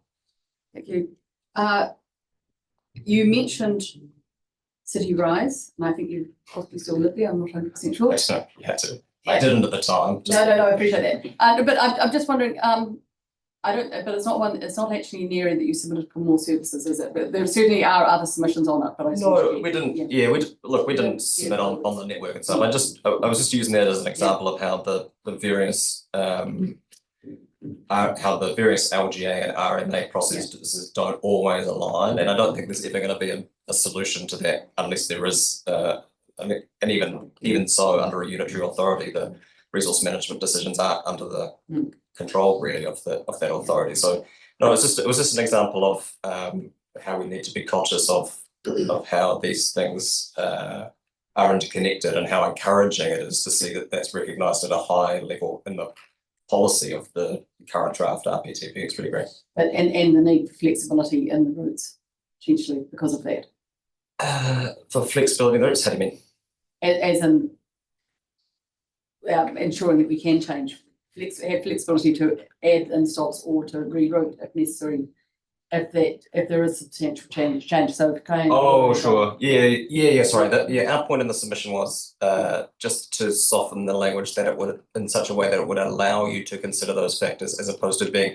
And look, and maybe I'm overthinking this because must not in an RMA setting means something very different to must not under an LGA process. But I just think, we think that you're better off to give yourself that flexibility to allow for future patterns of development. I'd be nervous about deviating from the patronage model though, in terms of adding. I don't mean that. Yeah. Okay. Yeah, sorry. No, that's great. Thank you. Oh, another question from Councillor Leah. Sorry, just to draw a line under that, can I just confirm the Alliance does support the principle in general of limiting services. It's just these like language use more so and allowing some flexibility. Yeah, absolutely. Just don't box yourself into a corner that you can't get out of later. But I think in principle it is absolutely sound. Yeah. Okay, great. Thank you very much. Thank you. We're meant to be having a short break. 20 minutes ago. But I'll leave that for you to resolve. You're back on that. We'll stand adjourned for 5 minutes and feel free if someone needs, come in and grab a coffee. But do it reasonably quickly and come back into here. We'll give you 5 minutes. Thank you. Thank you. No worries. And I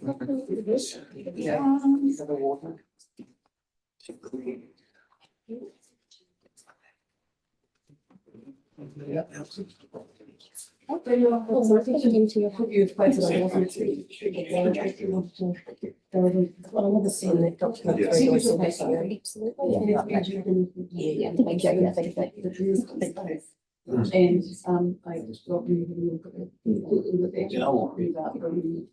That shouldn't be the government. And you want James? And so it actually says something. The National Party.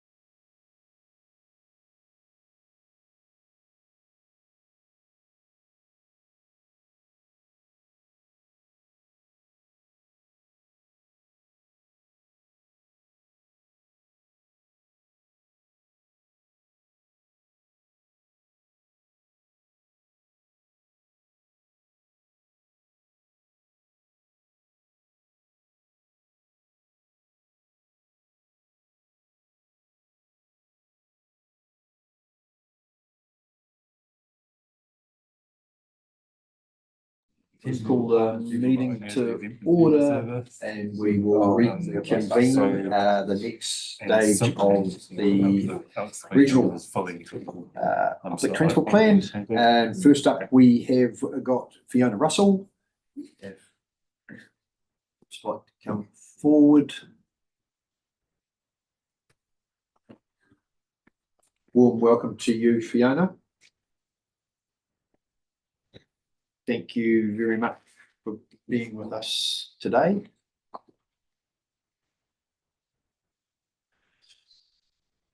And welcome Mary as well. Thank you very much. So these are separate, obviously separate submissions, and then you'll proceed in Each other your own company. way. No, let's go. So Fiona, we're here to listen, so we're in your hands. Thank you.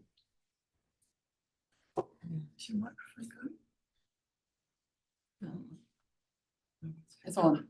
It's on, so you're away.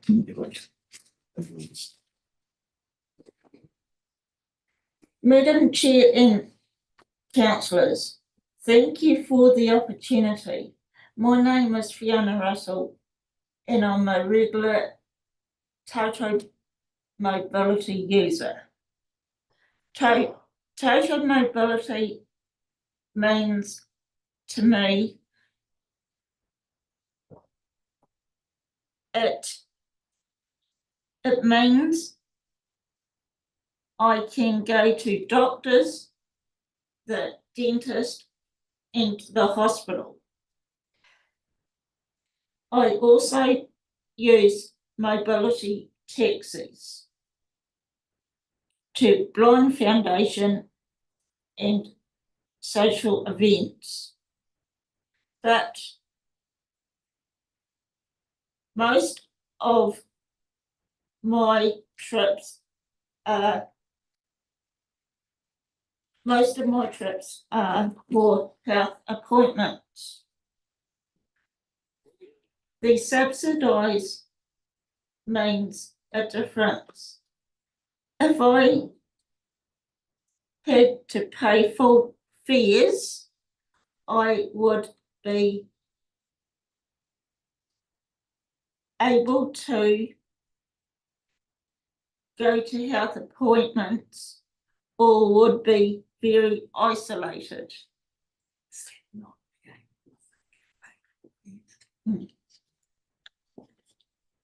Total mobility is important to me.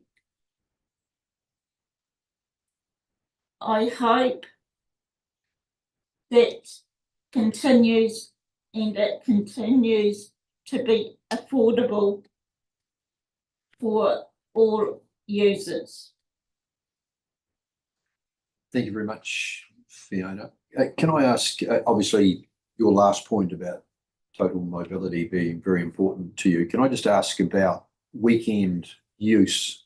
Do you find it's available when you need it during the weekends? Yes. Right. Excellent. Okay. I'll check with my my colleagues. Elliot, have you got any questions? Yeah, just two quick ones. The first one was just wanted to check where you're based. Is that Dunedin? And then the second one was if you'd experienced or faced any barriers using the total mobility service. With the total mobility services, they're really onto it. And they get you to A to B, but sometimes they're like delayed. Okay. Fiona, thank you very much. And I have to confess, I've got very little understanding of how total mobility and that's my works. But can I just use you as an example? And if you don't mind me fleshing out some details so that I understand it better. So, and I want to understand it in the broader sense, not just for you, but for other users. So if you don't mind answering questions, and if you want Mary to help me, then I'm sure she won't mind. Look, and it is only because you've come along that we can do this. So thank you very much on behalf of all of the total mobility users that you're here to do that really assists us. So can you go through the process of how you book and how much time you have to book? And we often hear about total bus services and public transport being about compromised by time efficiency. And I also would like to understand how long it takes you to get to a place like today to do this for us, presuming you came on total mobility. So. Okay, if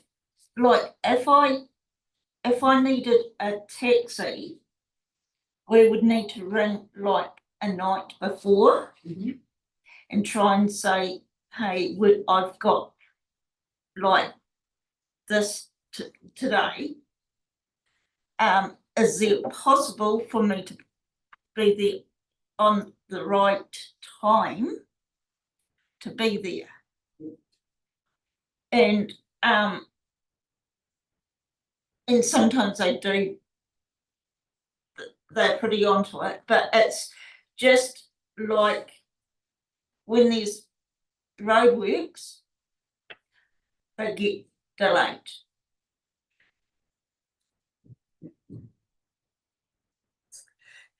And then, so you get it. So what time you had an appointment here? I think we were meant to be hearing you at about 11:30. And you would always, I presume, book in to have some latitude beforehand because of those delays. So can you just explain what time they arrived, how long it takes to load up? Because that's again part of the time factors. About 20, about 10 to 15 minutes. They come and then it takes about 10 minutes to load up. And then you have to get out here, and I presume you have to find a park that you can do that easily at, and it's not absolutely intuitive. So where did they park for you today? Round in Water Street. And then you've got other barriers. I presume you have to find the crossings with the ramps. You go up and down and then find a lift. Okay. To get home today, can I ask what time you've asked them to come? No, I have to like try and ring the company or ring the house to get them to organise. So what happens on a day where you ring up and they've already, I'm sorry, I hope you don't mind asking private questions. So you ring up and say, and they say, sorry, we've already booked out then. What is the longest that you may have to come early in order to do something like this, which has its own ramifications? I appreciate that. Usually, or with the company that I'm under, if they're picking someone up, they say they'll be there in half an hour or an hour and a half. Okay. So you may have to come early and have to wait some time. And then, okay, thank you.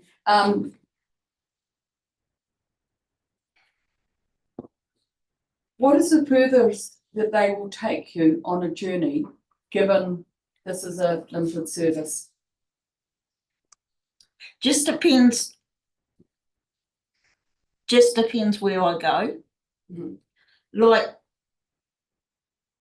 the furthest journey that they take me is to Blind Foundation, which is the longest. But if you want to see family on the edge of Dunedin, can they take that or that? They can, great. Okay. And I'm just reflecting on, again, we get people asking us to have roots here and there and understand the demand, and yet how small and constricted potentially the total mobility services is, where I'm trying to go with these questions and just understanding the limitations of it. And can you explain how the maximum cost of using total mobility on any one trip might be? For one trip, it would be about 25, roughly. Dollars. Yeah, $25. Thank you. Thank you very much. I'm sorry to ask personal questions, but it just helps my understanding so much more, and how convenience is seen in a very different light for someone in your position. Yeah. Thank you. Have you any family that can assist you with travel at any other time? No. Given your No. Okay. Thank you so much. Thank you very much, Fiona. I'll just check with Robin and Jack to see whether they have any questions for clarification or comments. No questions. No questions, but thank you so much, Fiona. Excellent. Thanks very much, Fiona. Yeah, if we move to the next submit, who is Mary O'Brien, submitter number 527 on behalf of CCS Disability Action. Welcome, Mary, and thank you for being here yesterday as well. You've probably heard as much as we have nearly in terms of previous submitters, so really appreciate you being here. So one hand, thank you. Thank you very much. It really is great to be here, and it's great to just see the way that you interact with everybody and make sure you find out information. I could sit here all day. I just want to start by making some positive comments about the plan. I really enjoyed reading it. We get a lot of plans to read. It was well set out in the policies and the actions. You could look at them and think, well, yes, that's a good idea, or maybe something about that. We're really particularly pleased to see your the equity focus and how you've explained that and written it out. That's, I'll be keeping my plan to show that to other people. So, and I just hope that the council transfers that on to their other policies. It was really important, and it I think it would provide people with a good understanding. I want to follow up really on some bits and pieces from today and yesterday, particularly around fares.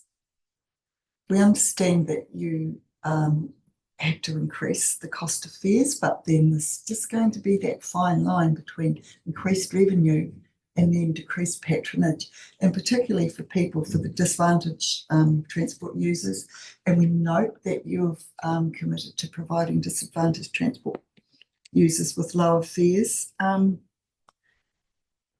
So with the children should travel for free, absolutely, and so should children, teenagers from 13 to 18. I think there are a lot of unintended consequences. What the Cozy Home submitter also spoke about charging public transport for school-aged children. If you've got 2 or 3 kids going to school, that's quite a big cost for a family for a week. I think sometimes if your children are going to school and then perhaps catching the bus somewhere to a next curricular activity, that's probably going to be very, very difficult. And I just think the moment of a young woman I know who's come to Dunedin because she wants to pursue athletics and her secondary education, well, she's taken to the transport system like a bus to water. She goes to school, she catches the bus, she goes to a sports practice, she goes to athletics, she goes everywhere. And I doubt that would be so easy for her if there was a cost for every fare. So I think that if you're looking at something that's non-negotiable, it would be those fares for teenagers. Not a Dunedin example, but I did hear an example in another city of if the transport provider changed the fares for high school children, then a family with 2 children who went to Polytech 2 days a week as part of their secondary education, and that would have been probably cancelled that out. So it's those other things as well. We don't support cashless fares for the reasons that were outlined before, and a lot of people will have just enough money for that trip, and bearing in mind that a lot of disadvantaged transport users aren't using it every day. Some people don't use public transport at all in quite a long period of time. So the money's there for the trip. They can't afford to put $5 or whatever on the card. So I think it's really difficult, but it's something that has to be thought about. But how many people would want to use cash? Probably not that many. I really don't know. Yeah. So I think that's the other thing about zones. if you're going to travel across 2 or 3 zones, then that puts the price for transport up. So it might be $4 or $8 or what have you. And that's a real barrier, that's a real cost barrier. The other thing about zones is that a lot of disadvantaged transport users, low incomes, so they live on the periphery where rents are cheaper. So they've got a limited transport budget, and if their transport budget is increased by crossing zones, then they're going to end up staying home. There'll be trips not made, and they'll be probably most likely essential trips. So I think if you're going to do that, you should make them as few zones as possible. Yesterday, Jackie mentioned double energy vulnerability. Some researchers at the University of Otago, based in Christchurch, are starting to look at that in New Zealand. And Jackie and I attended a workshop around that. And from the UK research, the people who are really struggling to pay for transport and for energy live on the periphery of the cities, and then in the UK, right on those outer areas like the Hebrides and things like that.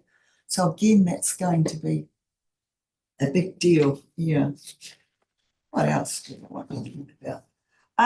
In this 9-year plan, the DCC is talking about improving transport infrastructure, footpaths, curbs, etc., and investing in some of the small urban areas. We supported that with the proviso that they actually address accessibility in those areas by doing proper access audits of the areas that they're looking at, by identifying accessible walking routes to bus stops and bus shelters, and starting in the high deprivation areas. And that's something that we recommend that the 2 councils work together on, because there's absolutely no doubt if you conduct accessibility audits prior to work starting and prioritise the barriers, that you will get more people using public transport because they can simply walk to the bus stop. Yeah, so that's something we'd like to think about. And following on from Fiona and total mobility, we understand that we're waiting for a review, but we're really nationally really concerned about the challenges that are facing total mobility. We noticed that a lot of councils running out of money, and they're not quite sure what to do. And I can't say how happy we were when you brought your next year's funding forward to continue the service, because it's a sort of, there's no typical total mobility user, and some people will use it all the time, as Fiona does, but then other people will have good days and bad days. And if they're having a good day, they'd rather save some money and catch the bus or something like that and have all those benefits. Or some people might be able to drive during the day but not at night, those sorts of things. So it's not a one size fits all, but it's an essential service. Most total mobility users use it for essential services, and that's health, as Fiona said, shopping, those sorts of really important things. Some people, recreation and family trips, etc., are at the bottom of the list. And in the Transport Experiences of Disabled People in Aotearoa, New Zealand, that was published in 2022 and commissioned by NZTA, some of the qualitative responses in that document give us a really good insight to what people use it for. They value it, they really do. And one quote that sticks in my mind is that a user said they saved the total mobility for emergencies, so they knew that they had that little bit of money put aside, they'd go to the doctor or the hospital, they could pay for it. And the other thing, as you mentioned before, Councillor Wilson, is actually about getting there. You know, if you want to go to the hospital for an appointment and you've got somebody who's having trouble walking, you don't want them exhausted by the time you get there. So that's things like that, total mobility comes in really well. We hope that the council will advocate for the continuation of the 75% subsidy. That makes a really big difference to people. And again, in that research report that I mentioned, at the time that was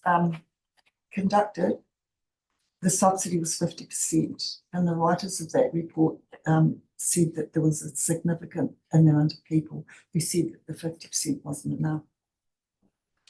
So we're in a position now when we're waiting for the review, but I think we need to be thinking about what's going to happen and what our views will be and how we're going to respond to that, and for the council as well. Other things that are quite important, I mentioned that like there's no typical user. So there's then that whole picture and package of how can we make total mobility more freely available for people whose that's their only choice, and make things easier for people who would use the bus if they could walk, if it was an accessible route to the footpath, if the buses were fully accessible, those sorts of things. And then there are also people in that group who would use an on-demand bus service, or in rural areas, community transport. So it's complex. And I'm not saying that things aren't accessible and the buses aren't good and not improved, but it's just that ongoing process needs to go. Some information I've read recently in overseas jurisdictions, some transport providers provide travel training. So some way they have a process of identifying people who would like to use the bus, but really don't know how to do it. And that's from finding out the information, how to get to the bus stop, walking to the bus stop, all of those things, and then travelling with them. And from the reports that I've read, it's a couple of months, and those people are perhaps using the bus more often.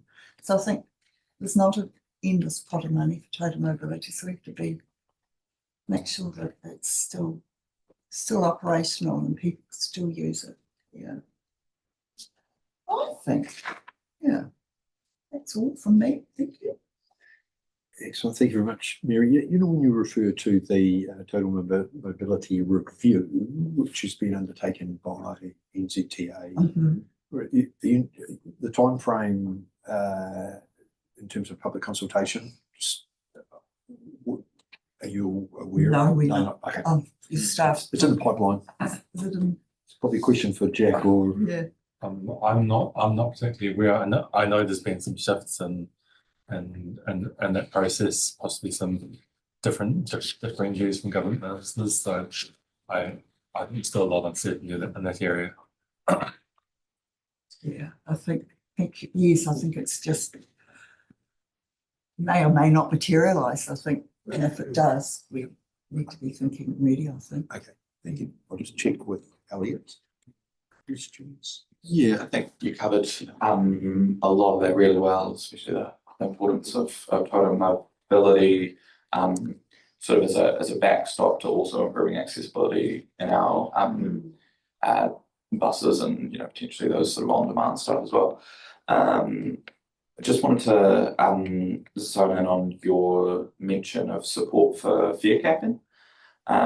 Just wondered if you had any thoughts to expand on there, in particular, obviously you're also against increasing the fares, but how fare capping might be able to alleviate the very worst impacts of increasing fares for everyone. Or just think, are you saying, like in your plan, you're saying you would pay up to a certain amount per week per bus transport? Is that what you mean? Well, I think that's the general concept of fare capping, whether or not that's in the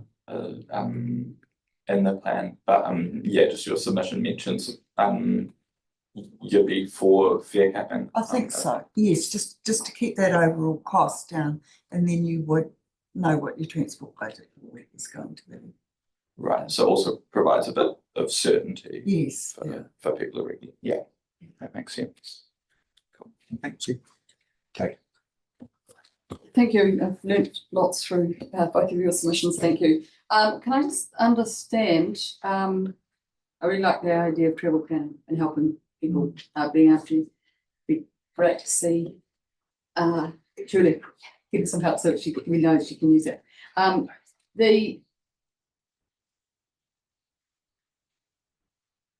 trying to think how to articulate this. Am I correct in believing that total mobility being provided as a service may underpin a service to a much broader range of people in the community?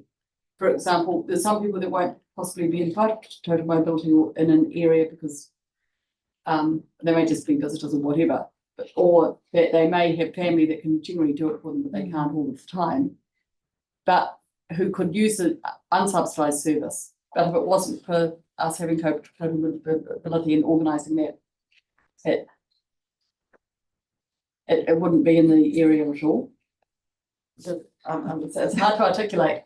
It is, isn't it? Yeah. So I think you might be saying that because we've got total mobility, it's for people who may have other means of transport who use it, who need an accessible van, something Yes, like that. at times, yeah. Does total mobility mean those people aren't using their own? But it broadens total, having the facility actually facilitates a much broader market. The people doing total mobility aren't limited just to total mobility services, are they? No. Yeah. So it's, and so they're providing it. And I'm not quite sure if you're doing CCS Dunedin or CCS Otago. Oh, Southern Region. Southern Region. This is the South Island. So can you, and this is where I was sort of going with Fiona, if I was wanting to travel to Balclutha, for example, or a Balclutha person wanting to come to Dunedin, do they go across those areas that, can you use total mobility in that, or where are the barriers to that service in Otago? Can't you? Now I'm getting confused between total mobility, mobility parking, which has varied subsidies. You can use it across. Yes. Yeah. Yeah. So The fear is going to be the subsidy limit means that it's not going to be so different to commercial fares over long distances. Yeah, okay, because it's the 3750 is 3750, I think. So yeah, so yeah, they're generally short. They're still relatively short if it's only a quarter. Yeah. Thank you. Thank you. May I just say one other thing that I've got to Absolutely. say? Thank you. I support everything that Jackie Gilpin said yesterday about Oamaru and the transport there. I'm really happy to see that you're looking into community transport. I think it's really, really important, and it's a really pragmatic approach to people who don't have access for transport. And it's not just a rural issue. I get quite a bit of feedback in here sometimes from people who still have trouble getting to health appointments here. And I think what we don't really know is how many people miss their health appointments because they don't have transport. And I think that's probably quite a lot. But we only just get that little bit of feedback from time to time. And I see you looking into community transport, and we support that and would love to help you with it if there's anything we can do. Yeah. Awesome. Appreciate those final comments. I'll just check with Robin and Jack to see if there's any questions or comments. No, thank you so much. Cool. Thank you. Awesome. Thanks so much for being with us today. Really appreciate your comments. Thank you. Cheers. Thanks, Fiona.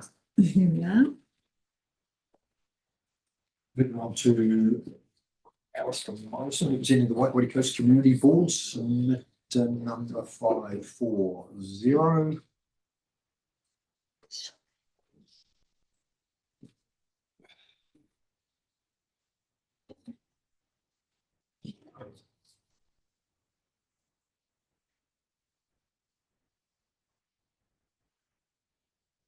It's got exceedingly good mobility.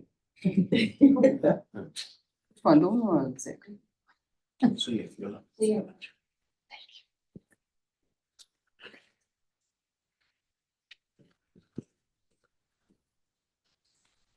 Hello, good morning. Nice to see you all again. Good to have you here. And you know how the process works. So Having done it one or two times before, yes. We're in your hands, so you deliver your speech. Right. Just at the outset, I do have to tell you that I am not a bus user, and that is because buses don't go where I want to go or when I want to go. But I did make an exception when the weekends service started a wee while back, together with one ORC employment. I took the run from Waitati into town and back again, and a very pleasant experience it was. The bus was nice, roomy, tidy, clean, and a great way to travel. But I won't be doing it again because I don't go where I want to go, and most of my work is out of town anyway. So I'm not representing me, I'm representing the White Wiri Coast Community Board and our communities. A couple of safety things to begin with. You may recall last year there was a near fatality at Waitati when the bus from town heading north stopped off at the general store at Waitati. And the kids getting off there, horrifyingly, sometimes ran across the road without looking too well. And we had one young fella got biffed by a car and he went over the bonnet of it. And fortunately, it wasn't any worse. And it was good that ORC reacted to that very quickly and changed the way the buses work now. So the bus now goes into Waitati, drops people off there and picks them up. And so it was really good to see that ORC can react to circumstances and change things, just as they did with the Warrington situation with overcrowding on the morning buses. When we have school kids and the general public and the bus coming down from Palmerston, White Wiri, Karatani and then into Warrington, and we had serious overcrowding there, so ORC put on an extra bus, and that was really good to see. Again, the fact that you can react to things as and when required. We looked at your document, which we've got to say was very clear. It was very nicely laid out and well done to the people who put it together. And we're looking at your financial side of things. We've got no issues at all with upgrading your $2 flat fare to $2.50. They could probably even go further, to be honest. And so we don't have an issue with that at all. The issue we do have is with your proposal to bring back zones. And it was disappointing in your document. It's difficult to respond to a document that's a consultation document when it doesn't actually tell us what the actual fares would end up being. So we can't make a lot of sensible comment to that. What we would say is that when the zones were in place last time, it was like costing people from Palmerston $11 one way. And so if you had people from Palmerston going in and out to town 5 days a week, that's $110 a week or $5,120 a year, which gets rather expensive. In fact, you could almost say a couple of people from Palmerston could buy an old car together and travel in and out a bit cheaper. And so what you don't want is people giving up on the buses. We really are concerned about it. But I did think I read somewhere that you're not actually looking to fix any zone fares until perhaps next year. And I wonder if you're going to consult on that, or you're just going to put them in place. Because we do feel that if you bring back these zones, it's going to result in a drop in patronage. When you brought in the flat fare, the $2, patronage increased.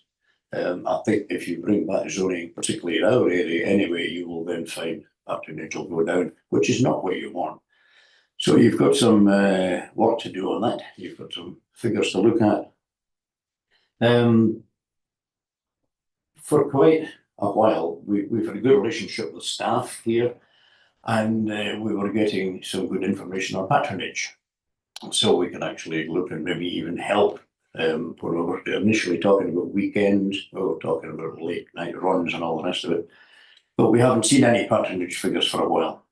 And we would quite like to see that because we believe that we can help you. Certainly by way of advertising in our local newsletters from Blueskin Bay area and Waikowhiri, along the theme of use it or lose it. You know, so we really do want to be speaking to the public and saying, come on, let's get these buses some more use, but that's tied in with what it would actually cost to do it. I'm not sure if you've been in Warrington recently, but the population of our area is increasing. And a couple of years back, there was something like 34 building permits issued for Warrington. We calculated that once they're all built upon and mum, dad and 1.5 kids get in there, it's going to increase the population of Warrington by about 30%. And if you haven't been there lately, take a wee drive along the Esplanade by the beach and look up the hill, and there's a lot of brand new houses there. Very nice, and we haven't knocked on the door and said, will you take the bus? But it's safe to assume that there will be some demand for buses. And as Dunedin grows southwards and the Mossgiel area gets up to its 20,000 or whatever, there's going to come a time when it can't grow anymore, and the growth will come from north of the city up our way. And I think that does need to be taken into consideration as you go about these things.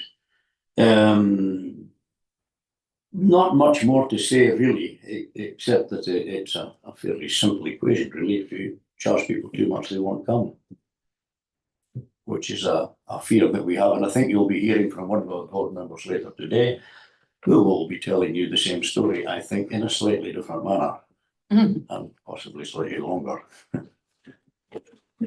Thank you very much, Alistair. Can I just ask a question around when you said, coming in from, Waikowhati Coast, Palmerston, Waikowhati, or the Waikowhati Coast District, clearly you sort of indicated that, higher fares would be more appropriate.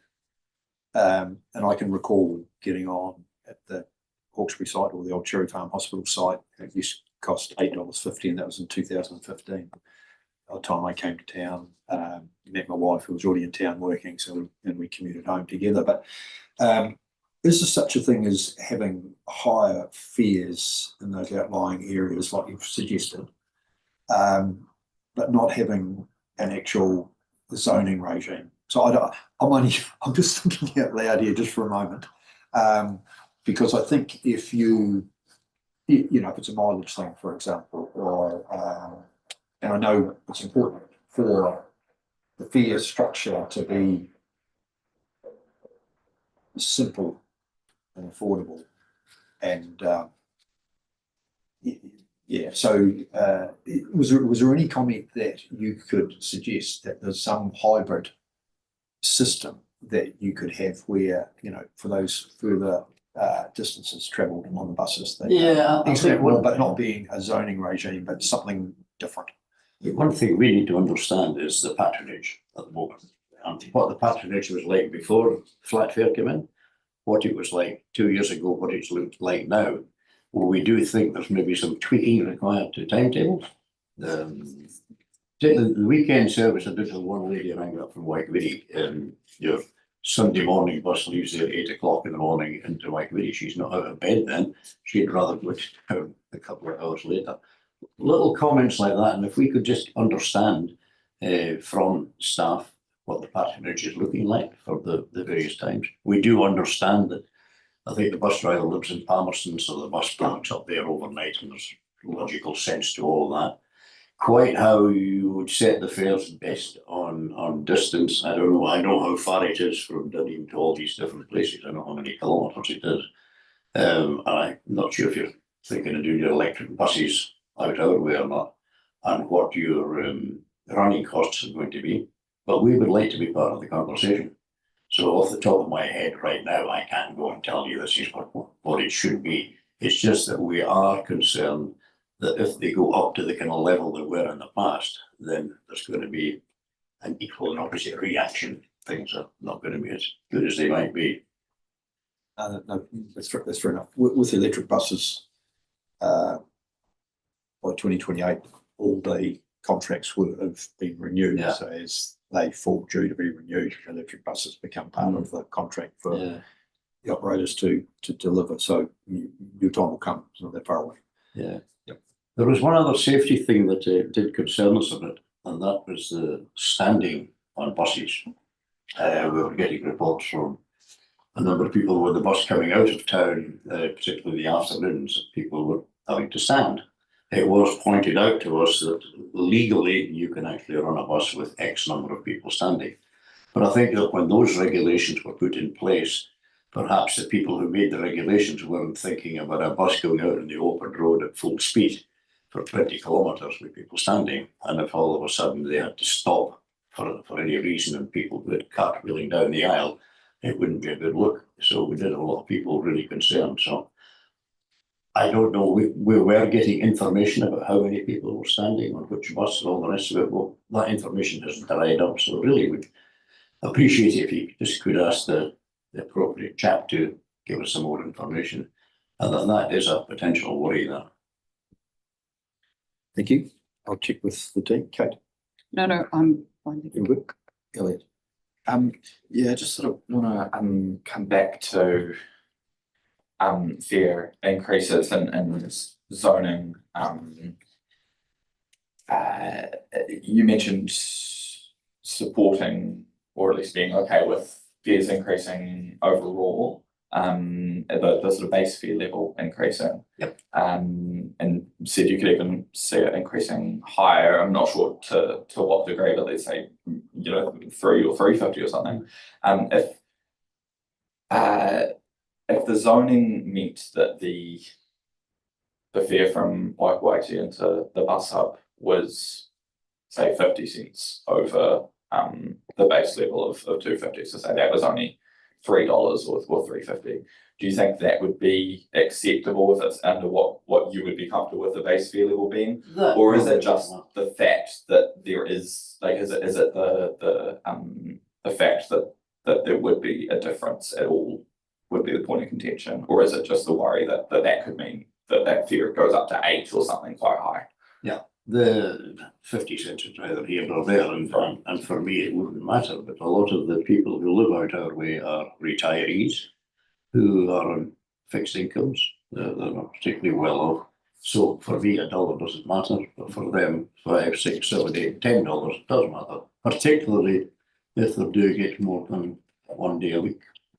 So it's difficult to answer. So what we'd quite like to see is when you've done all your sums and you come up with what you propose, it would be nice if you could let us know before you publicise it, say this is it, we've made the rules and you're stuck with it. It's nice that you've actually put it out for consultation and say this is what we're thinking of doing, but it would be nice to know what the quantification of that is, so we can take it a wee bit further.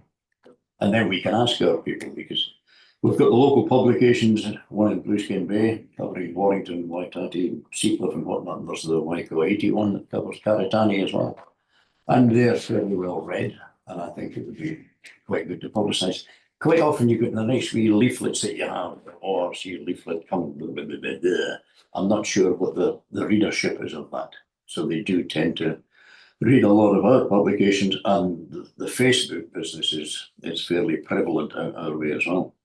And so if we were actually getting hold of the public with the banner bus fares increasing for whatever to alert them to actually look, we'd get some feedback. So we've got nothing to tell them at the moment because we don't know.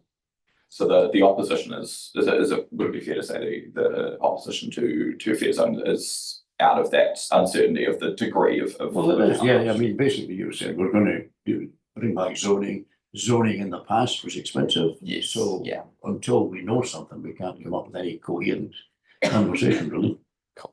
Okay. That makes sense. Thank you. Thanks, Alice. Jack and Robin, any questions? No questions, but appreciate your submission. Thanks so much. An absolute pleasure. Excellent. Thank you very much, Alistair. Do enjoy the rest of your day. Yeah, no, we will do. For the meetings, we appreciate your time. Okay. Thank you. Jeff Groszinski. That's Jeff Groszinski.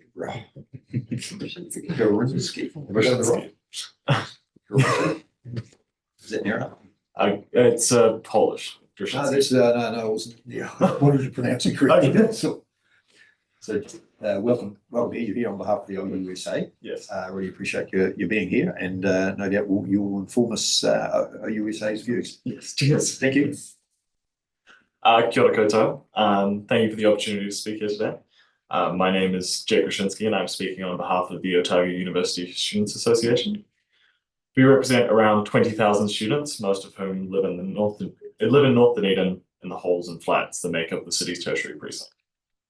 Our members are a significant part of Ōteposi's population during the academic year, and many rely on public transport as their main way to get to class, work, events, and services around the city. To students, public transport is not a luxury, it's a public good. It affects whether they can afford to reach a placement, feel safe coming home late, or simply get to campus on a rainy morning. We welcome the direction set in the draft regional public transport plan, the shift towards cleaner vehicles, clearer service information, and national ticketing. But we believe there are still a few key changes that would make the network more inclusive, more efficient, and more aligned with the needs of a student city like Dunedin. OUSA has 4 key recommendations. The first one being freezing the $2 flat fare until 2027. affordability is one of the top concerns for students. Even small fare increases can tip the balance when budgets are already stretched thin. Freezing this flat fare provides certainty during a cost of living crisis and gives space for other network changes to bed in without risking drops in ridership or confidence. Introducing a permanent half-price student concession with daily and weekly caps. A cap concession ensures students aren't penalised for needing to transfer, travel more than once a day, or explore different parts of the city. It also makes transport costs easier to plan for, and systems like this are already being introduced in cities like Christchurch and provide better support for both affordability and user experience. Establish a late night loop, Thursday to Saturday, roughly 10:30 till 3. At the moment, Dunedin has no public transport options after midnight. That gap puts many students in a difficult position, especially those heading home from hospitality shifts or after a night in town. This is particularly relevant for first-year students living in pools of residents who often head to the Octagon on weekends, but have no safe or affordable way to get back late at night. A flat $2 loop between the student area and the bus hub running every 30 minutes would be a complete game changer for safety and well-being. It would reduce reliance on expensive ride shares, eliminate the need to walk long distances through dark streets, and give whānau peace of mind knowing their kids can get home safely. We see this as a modest, high-impact intervention that reflects the real rhythms of student life in a tertiary city. And previous ORC modelling shows that even at low fares, late-night services can recover a meaningful share of their operating costs, especially when the wider social benefits are considered. Providing free fare travel between orientation and exam weeks. Orientation is when students build habits. Fare-free travel in the first week encourages them to try the bus system early. And without the risk of getting it wrong, and during exams, free rides reduce stress, ease congestion around campus, and support academic success. These short promotional windows are easy to run and offer outsized returns. Why these changes matter? Larger centres like Christchurch are already introducing night services and fare caps, but Dunedin has something special, a concentrated student population, a walkable network, and a strong public appetite for practical improvements. With the right tweaks, we could build one of the most accessible and efficient student transport systems in the country. In terms of alignment with the ORC strategic pillars, each one of our recommendations helps deliver on the council's goals. In terms of building trust, students need predictability, a fare freeze, and a reliable night service demonstrates that the network is responding to real-world needs. Environmental sustainability, encouraging students to take the bus, especially where demand is already high, supports emissions reductions and reduces car dependency. Value for money, fare caps and targeted services lift patronage and reduce cost per passenger. And the connected network, a network that connects students to work, study, and city life, is one that connects the whole community better. My other point is on reactivating the tertiary precinct planning group. We believe there's real value in reviving the tertiary precinct planning group, a collaborative forum between ORC, DCC, the university, and student representatives. This group hasn't met in years, but the need for coordination has only grown. A forum like this would allow shared insights, early feedback on service changes, and more effective pilot design. We're not asking for a new bureaucracy, just a regular space to ensure the transport system reflects the lived experience of the thousands of people who rely on it in North Dunedin. Public transport should be affordable, by default, safe at every hour, and responsive to the people it serves. These 4 changes, none of them radical, would go a long way to making that a reality for Dunedin students. OUSA stands ready to help, whether it's promoting new services, offering feedback, or partnering in future planning. We're keen to work together to build a better network for everyone. Thank you for your time. Thank you, Jeff. Obviously, OUSA have communications with their counterparts, Canterbury, Victoria, and various other universities throughout New Zealand. And are you able to sort of give us a feel for what students in those cities are paying for public transport? In reference to your $2 fare freeze. Yeah, no, that's a good question. I don't have the information off the top of my head. I only know what I recently paid while being in Wellington and Christchurch. That was last time I was in Christchurch, I believe it was $8. This could be incorrect and outdated, but I paid $2, I think, for each fare. And then there was also there was a cap of twice a day. So if you use the bus twice, everything else was free. Okay. Yeah. But yeah, as for everything else, I can't recall exactly what it was. No, thank you for that. Yeah, thanks for the submission, Jet. Wanted to ask a few thoughts. Firstly, if any of these measures would help alleviate actually the student parking woes that DCC hears Yes, about. absolutely. Yeah, no, I mean, I imagine with more people, with a higher uptake of students taking public transport, and given the parking already around the university is very limited, it would help ease that. Yeah. Cool. I had two other brief questions, and the first was if you thought there was a role in education or I guess promotion. Like, do you think that enough students know about the bus service or how to use it, or where they can get to on it and things like that? To be honest, no, not really. I think it could definitely go with an education campaign. I think a lot of students don't necessarily utilize it as much as they could, because they just don't necessarily know about it And then you mentioned as well, so obviously concessions and keeping the $2 fare and efforts like that to keep the fares low. If the base fare was to increase, would those caps that you mentioned help alleviate some of that pressure for the students who are using buses regularly? Oh yeah, it would definitely help alleviate some of the concerns. Yeah, I mean, ideally would love both, but yeah, no, definitely. Fare caps would definitely go a long way to help alleviate some of those concerns. Thank you. Cheers. Okay. Yeah, it's interesting what they're spending money on Thursday, Friday and Saturday nights, but they don't want fare increases. That's unfair. I did go to the Otago University, and I was lucky enough to and this is the question I am going to ask. I grew up in the city, and I therefore understand the wider structure of Dunedin and how good the whole of it is. And I've always been, and I've also sat, and I think you did, on the Tertiary Precinct Committee at different times, and that was a very useful group for Canon. And so I do, it's interesting to see it there. And I think it really came about because of the flood protection work, but had much better ramifications right around it. So it was interesting to see you supporting it. My question goes about something the Mayor said yesterday, and you've referenced as well, is that the students tend to only see that part of the ghetto that they live on. I say that in affectionate terms, not in bad ones. And I've never understood why students don't get out and what is the barriers to getting them to, I mean, some make it clear, but certain, but that really they don't use the public transport and the reach that it has to use it for social and recreational purposes as much as they could. And I'm wondering, do you have any enlightenment on that, and whether it should be part of their advertising promotion to get out and see the whole city?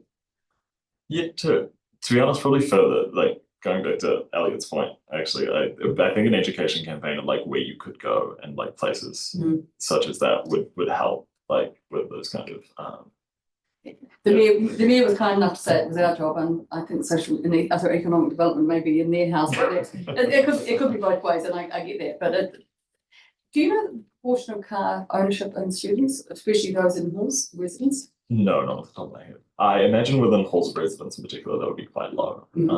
So the first years are a real opportunity. First year is definitely a real opportunity. I would say most people within the I'm not 100% sure off the top of my head, but it'd definitely be. I'd say most people still don't own a car, like within second and third year. I would say there's still. They may have access to a class. Yeah, they don't have access to a car, but especially for first years, there's I would say barely anyone would have a car. Yeah. Okay, so I've done this morning to other people, so I'm going to do it to you, and feel free to say no because I don't want to give out. But how do you use the bus, the public transport system? Yeah, no. And can I understand how you use it, just as a reference point? I've mostly used the public transport to get to St. Clair, to be honest. That's probably the main. Are you a surfer, or is it just the beach? Or mostly the beach. Yeah. My family lives in Port Chalmers, so I take them 14 to go visit them. Yeah, it's fairly regular to go see family, but it can vary quite dramatically. Yeah. It's fantastic. And the interchange between active transport and public transport for students, is that Sorry. things like cycleways and walkways and things. I mean, I presume the large number of the people who are students would use active transport as much as they would. Yeah, absolutely. But I know a whole lot of students that, in particular, the cycleways around Dunedin who regularly use it, especially the coastal harbour. Yeah. Thank you. I just want to just query, your top requests, your late night, your 10:30 to PM. Yeah. Not sure what you'd be still doing out at 3 AM. Anyway, putting The district licensing authorities close them at two, don't they? putting that to one side. Okay, maybe it should be two, but yeah. At a much earlier time before midnight. Yeah. I have used Uber, okay? And like all of us from time to time, we use Uber, and it's really relatively cheap compared with taxi service. And I'm just wondering, most of a late night loop sort of demand, I would imagine would be in the proximity of the CBD and fairly tight area. I couldn't imagine the demand for a run out to Mosgiel at that time of the night to satisfy students' demand. So have I got that right or not? That was kind of what I was referring to as the CBD, and I suppose around the halls, that kind of area. Yeah. Okay. And just as a matter of interest, do students currently use Uber, or do they perhaps rely on, someone remaining sober or drivable, or to be able to be the responsible driver, so to speak, rather than perhaps, Uber? What are the habits of this day and age? Because I'm a generation or two further down the track, but just give us a little bit of an insight into how you get from A to B currently in the 10:30 to 3 AM. Yeah, okay. So I'd say it's kind of a combination of depending on the person, but there are people that definitely take Uber, but the problem is, I suppose, at that time of night, which is kind of what I was trying to reference, is that you get massive amounts of surge pricing, I suppose, and everything becomes incredibly unaffordable. And if you book early, you can avoid that. That is true. It's sober activity. And then there are people who definitely walk/run home, and then that's when it's loading into a safety issue. It's coming back at 1 AM alone can be a little bit kind of a dodgy walk home. So it was kind of, if you had that, you'd have a safe way of getting home that wasn't that was fairly cheap. Thank you. Thanks very much. Thank you. Thanks for being with us. And you've got a responsible job representing 20,000 students. So good luck. Cheers. What you do for the students and for the university in general. So thank you. Thank you. I really appreciate it. That concludes our morning session. So we will stand adjourned and reconvene. I assume lunch is here, so we can reconvene at 1 o'clock. Okay, awesome. I've just got to move vehicles. Oh, you can. Okay. So stand adjourned.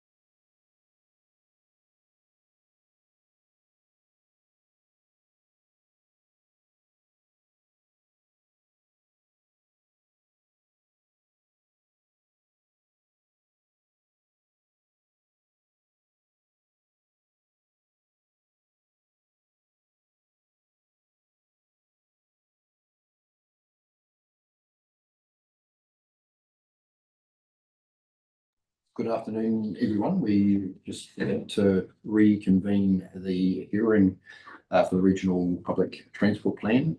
My apologies for the late start. We were sort of late finishing before lunch. So, and very kindly, the first submitter, Jo Miller, indicated that she was happy to wait 10 minutes before we connected with her. So I hope that doesn't muck up David and Geraldine's afternoon. Anyway, Jo is online, I believe. Good afternoon, Jo. You're here to talk to us on behalf of Grey Power Otago.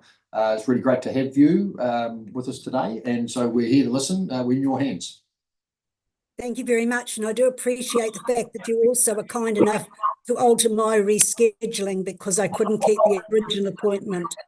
So thank you very much for that. I'd like to really talk to you today on the commuters side of the bus services.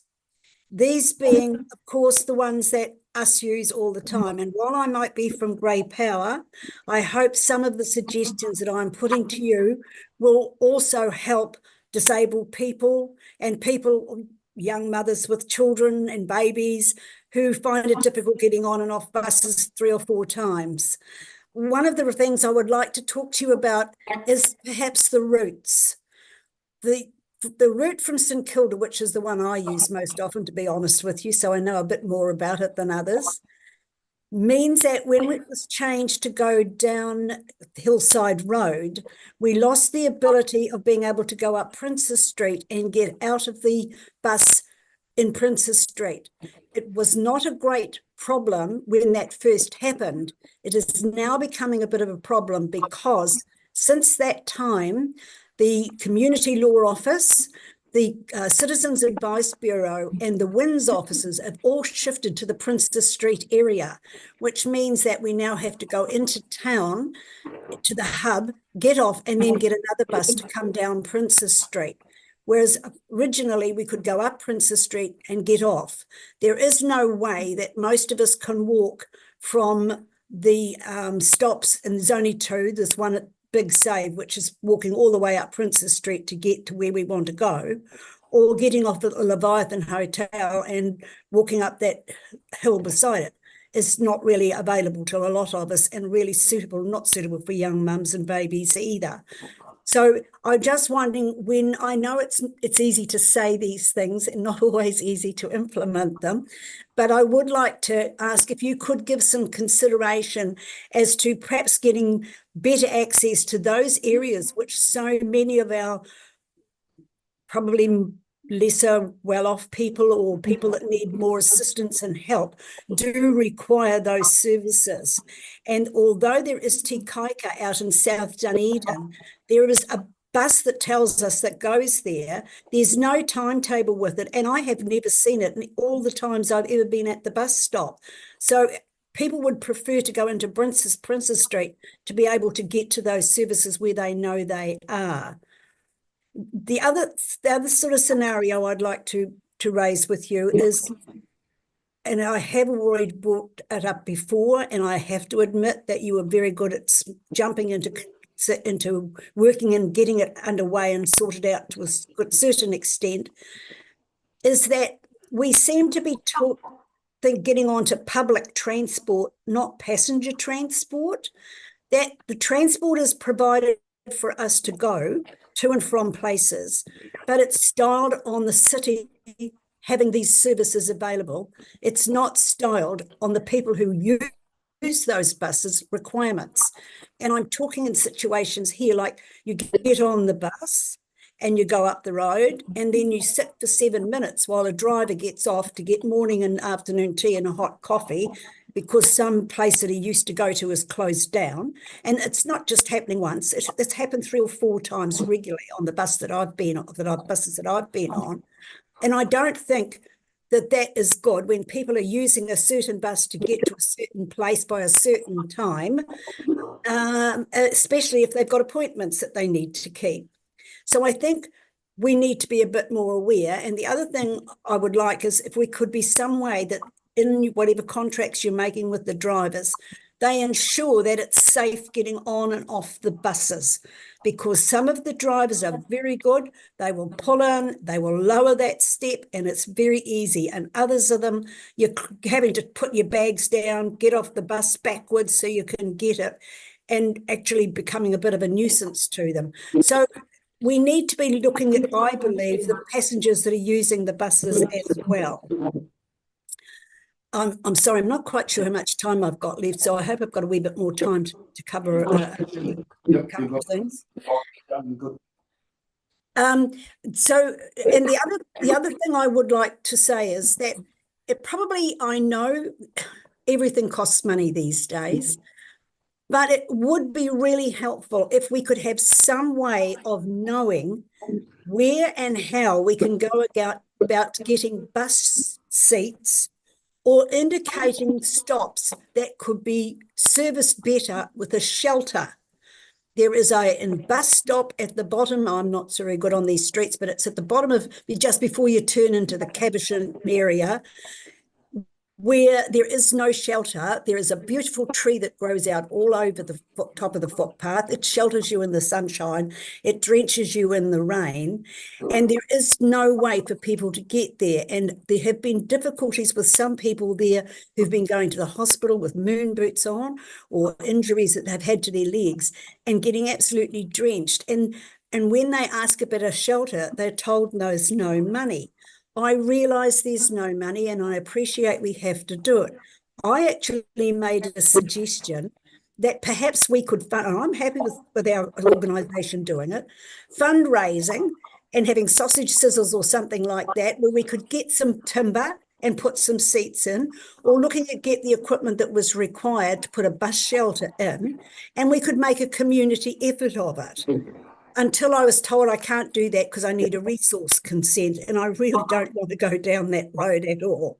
So I sort of would like to ask you to perhaps the three major things that we really do need looking at. One is, can we try to make sure that the timetable operates? I know there's always difficulties with things that crop up, but they don't operate very well to the timetables at all.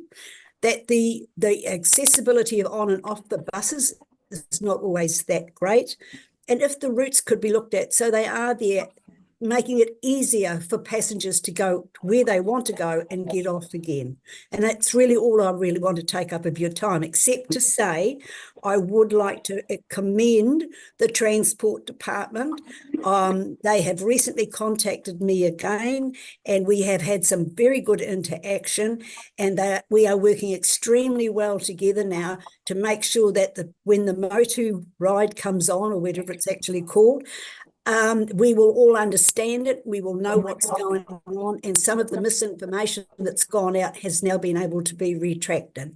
Thank you very much.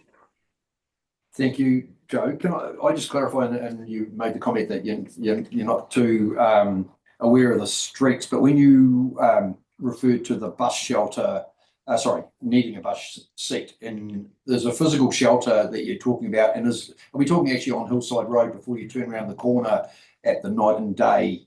Is that what you're talking about, or just exactly? No, I'm talking about turning into the Caversham area. Is the one that needs the bus shelter area? David Street. So are you coming along from the Forbury corner and heading towards Caversham? No, coming from and going in towards Caversham and down into Forbury Road. Oh, okay.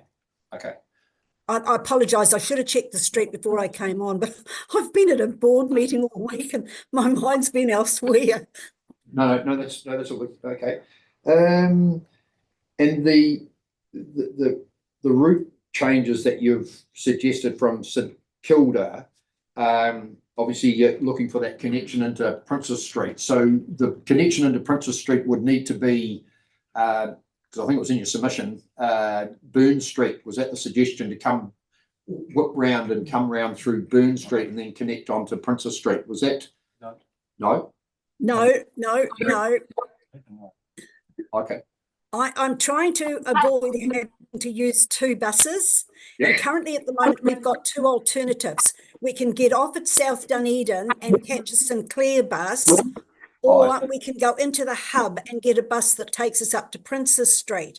So what I'm sort of saying, I would like to see some way that we could, as we used to in the past, be able to go straight up Princess Street, and then we've got the stop at the you'll have to forgive me here, at the Exchange, where the Windsor's across the road, and the next stop after that takes us into the Community Law Office and the Citizens Advice Bureau. Sorry, I was confused, so thank you for the clarification. I'm not very good at giving you all these names. I travel on the buses, I don't look at the street names, I'm so sorry. I'll just check with Elliot and Kate and see if there's any questions. Elliot? Yeah, I think you've answered the question I had. I was just going to clarify that was the 44 going north that you were talking about there. Because all the other buses do go up that Princess Street road other than the 44 and maybe one other. But yeah. 44 and 55, I think it is. Yeah, that's right. So that answers that. My other one was just as someone who's experienced this as well, if you wanted to expand on what public holiday buses, like the lack of buses on public holidays, what the impact of that is for you. I just cannot believe that I live in a city in 2025 that does not have buses on Christmas Day, Easter Sunday, and Good Friday. They are the people in my age group, are the main days where they need to go to churches and like to go to churches, and you can only do it relying on people. I mean, even closing the bus routes off at the certain times of night, the hospitals don't finish visiting till 8 o'clock at night, and on a Sunday night, that's it. So, I mean, I think we have to be realistic as to whether we're providing a public service or whether we're providing a passenger service. And I think that's the crucial thing that needs to be looked at. Are we looking at what the passengers' requirements are going to be, or are we just putting on a public service? Cool. Thank you so much, John. Thanks, Elliot. Kate? Thank you. I know we didn't specifically ask anything about the gold card, and we had an interesting discussion a few meetings ago about gold cards and their availability on all roads. And you haven't mentioned them. Have you got anything to say about them? And if we were to do one of those public holidays, do gold cards work on public holidays? The gold cards work on public holidays when the services are there for us to use them. Yeah.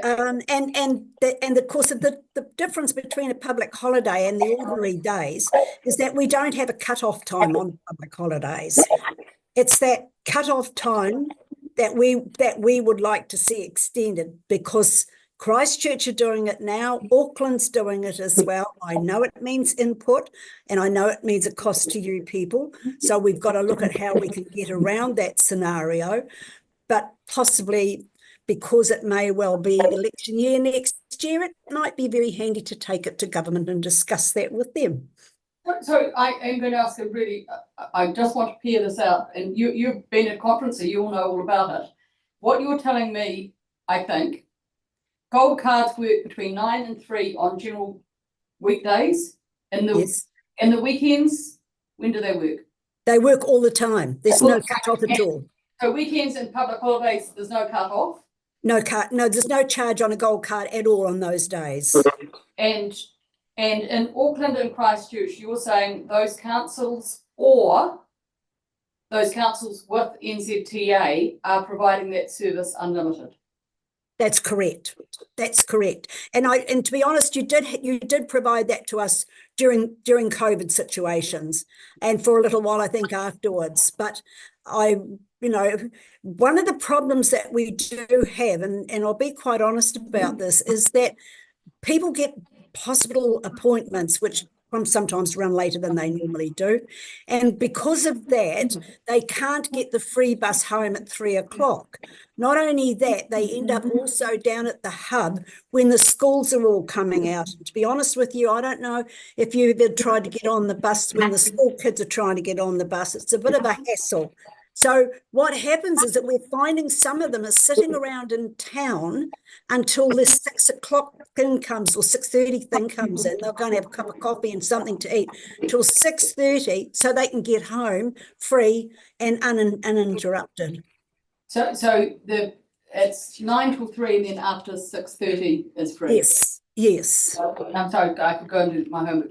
And, okay, so the distinction presumably in Auckland and Christchurch is that they're not looking at the concern of the peak hours. No, from 9 o'clock on in Auckland and Christchurch, you can use your gold card unlimited right through till midnight. Can I just understand, and only if you've actually inquired of your members, so answer it if you, I don't want you to make it up. Is the necessity for some older people to drive can be triggered by the lack of a service, and some people would give up their licenses apart from that they need it for ID because we don't have any other ID forms of ID. But that would less people drive almost all the time if there was a better range of services or access with that Super Gold, to your knowledge? Well, I can actually tell you from our personal experience, my husband had to give up his driving license last year, and he gets quite frustrated sometimes. He says to me, you know, I wish sometimes I could just get in the car and drive because I can get from A to B. Now I've got to sit around for this and I have to wait around for that, or I've got to get 2 buses to do this, to do that. So what happens apart from the fact that they lose that sort of independence of just being able to get out and go when they want to, there's also the restriction on the time that's being spent sitting around waiting for buses or changing buses or doing things like that, and whether they can get it free or whether they've got to take another card that they have to pay on. Thank you very much. Thank you. Thanks very much, Joe. I'll just check with the staff whether they've got any questions for you or not. Just one quick comment because we've already put this on the public record on the website in our response. Some of your queries is that we are making changes to St Kilda route to run along Princes Street. So that request, we expect that around July. So look forward to that. Thanks, Jack. Excellent. Joe, everybody, thanks very much for being with us today, and thank you very much for the offer of support to resolve some of the issues that you've brought to us today, and keep up the great work for Grey Power. Thank you. Thank you very much for having me. Yes. Thank you. Bye. That's a great example of flexibility. Well done, guys. Thank you. Yes. Moving on to the next submitter is David Merrill. If you'd like to come forward, David. David's submission is number 377. Welcome to the table, David. Great to have you here. We're here to listen, so we're in your hands. Great, thank you very much, and it's great privilege to be able to come in and speak to some components of my submission. I guess I'm going to talk about some bigger picture issues, which I think are important, and then look to some examples of that. But I'd particularly like to commend the efforts that have been made by the council in recent years to improve the frequency of services. And it's fabulous seeing these electric buses now.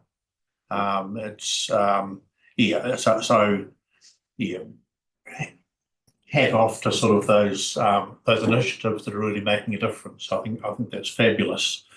But I think one of the things which is really important considering public transport use and how and whether people are using the services. Inherently, public transport is very inconvenient. It's, you don't get to go to where you want to, you get to go to where you can do. And so any public transport system is pretty inconvenient. It's a matter of providing a service that people will find tolerable to fit in with their activities. And I guess in that regard, for me, I thought it was a really fabulous move to go to the flat fare because it's made it not no cost, but I mean it's a very low cost. It's very affordable, and I think particularly the thing that it does is provide a huge incentive for folks further out to use public transport rather than individual vehicle trips. So for me, one of the things which could really where we can make a difference is in terms of carbon dioxide emissions from fossil fuel use. In my day job, I work as a geoscientist, and I'm very fortunate to have been involved in research on looking at past climates and the climate system, and very aware that the moves being encouraged throughout the world to reduce those fossil fuel emissions are really critical to the health of our global economy and our planet. And to take the example in New Zealand, people are doing the best they can to, improve their transport. So there's been, really good uptake on electric cars and hybrid cars are really taking off, but a lot of people can't afford that. And so it's a very long and slow process. And so that's where I think that with a public transport system where you can reduce the carbon emissions overall by getting people to use it, is a way to make a difference. What's otherwise going to be, we're still looking at multi-decades to really get to where we should be with that. And so I think that looking to ways to improve public transport and actually make a difference to carbon emissions is something that local and regional government can do, and it can make a difference, because anything we can do has got to help. I've sat at the bus stop at Gladstone Road and Mosgiel and just seen at 8 in the morning so many single person trips going out to Dunedin for work, and coming back in the evening, about 9 out of 10 cars are peeling off to head down the Mosgiel off-ramp. And for me, that's a really good example of a $2 fare from Mosgiel to Dunedin is fabulous if you can tolerate the inconvenience that it brings. And so it's a matter of minimising the inconvenience. I think that for Mosgiel, for instance, it would be fantastic to have designated, highlighted, really celebrated park and rides. It means that all the folks who live out in Tirahonga Road lifestyle blocks could, for instance, come into Mosgiel, park in the park and ride, get on the bus, and that's made a big impact on reducing the emissions. So I think that's a really good example of where we can improve the uptake, because the thing with the uptake is at the moment we're on as low a fare as we can go to, and so the current usage is people who will tolerate the inconvenience for it not being so inconvenient for them, or that they want to do the best they can. If you were, for instance, to raise the fares, then you will get some people for whom that will not be economic, and so that's likely to reduce the patronage because you haven't addressed the inconvenience factor. You might raise the fares a bit and get a bit more revenue, but there'll be a point where you raise them enough, you'll actually end up getting less revenue, because people won't tolerate the inconvenience plus the cost. And so I think that any ways in which we can really think through reducing the inconvenience, and that's where park and rides would be fantastic for the outlying centres. And I guess for one example, which has really had me puzzled, is Mosgiel Express. So when it came on a year or two ago, I thought, fantastic, this is the thing. And so I hopped on it at the bus hub first time, And it started going down Princess Street, and then it headed off down South Road and onto the motorway at the Caversham lights, but there's no stops.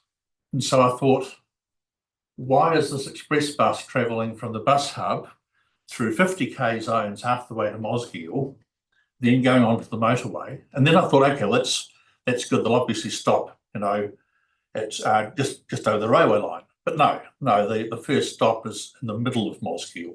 And so it makes it hugely inconvenient to the half of people who live in the first half of Mosgiel. And so it really struck me as something which is a fantastic idea, but I don't understand why it's being done in a way that is so inconvenient. So that's, and I mean, I'm sure there's good reasons for that, but I guess just for an example that for me it's a real head scratcher. I think so I'd say the main thing is that the work that's been done so far is really fantastic for improving the service, but if to really make a difference in terms of uptake of it, it's focusing on reducing the inconvenience that will work, and that's where I think the Ridge Run is really good, but maybe have an inner city circuit.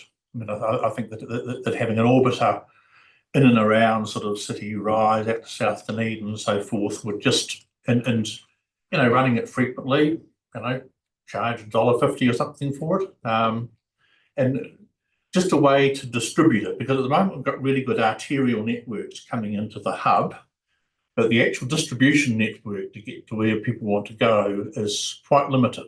And so any way that we can do to actually reduce the inconvenience as much as possible will be how you will improve the uptake. Because at the moment we're seeing usage which is linked to those who'll stand the inconvenience.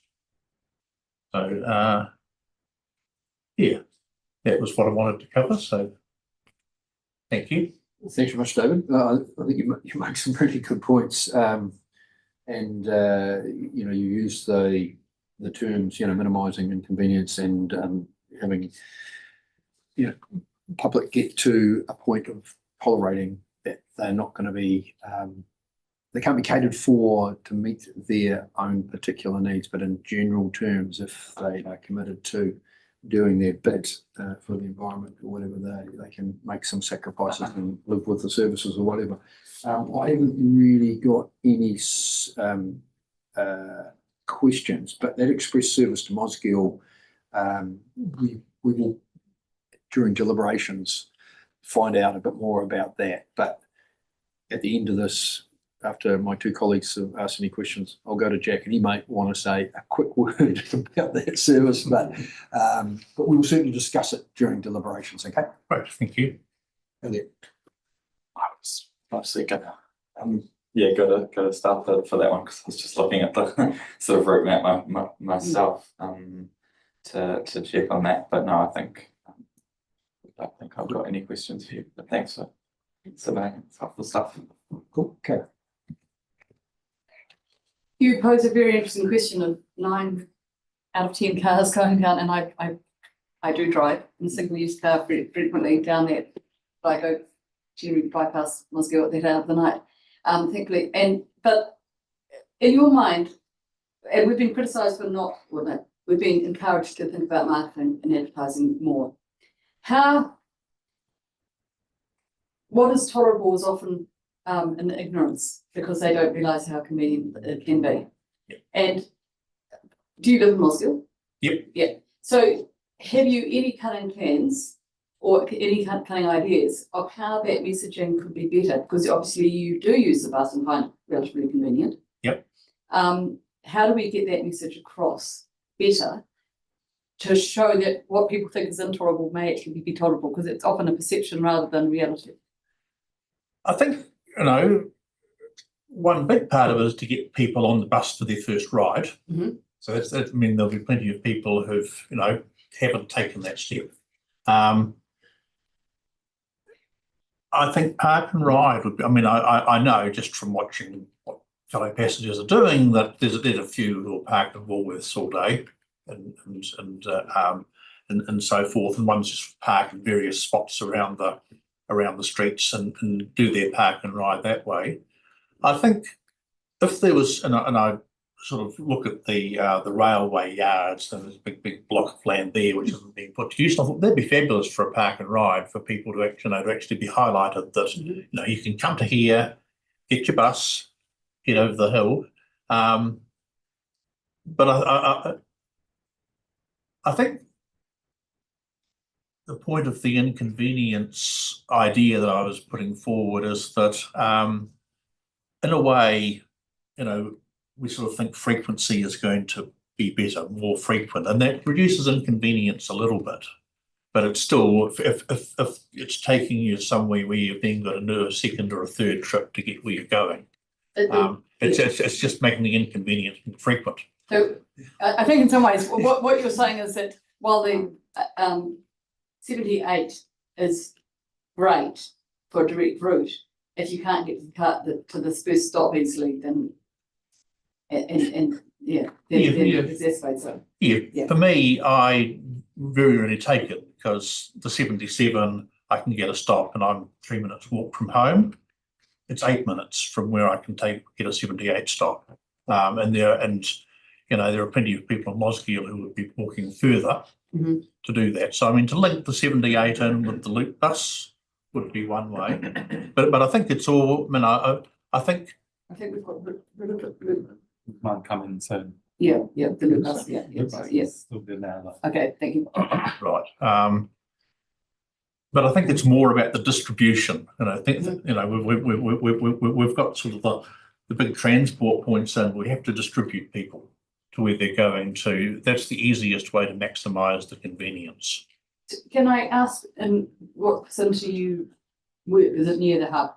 Yeah, so I work 15 minutes walk from the hub, and so that's. But I would find it starting to be less tolerable if I had to walk further. And so that's a kilometre and a half thereabouts, and so I'm quite fortunate.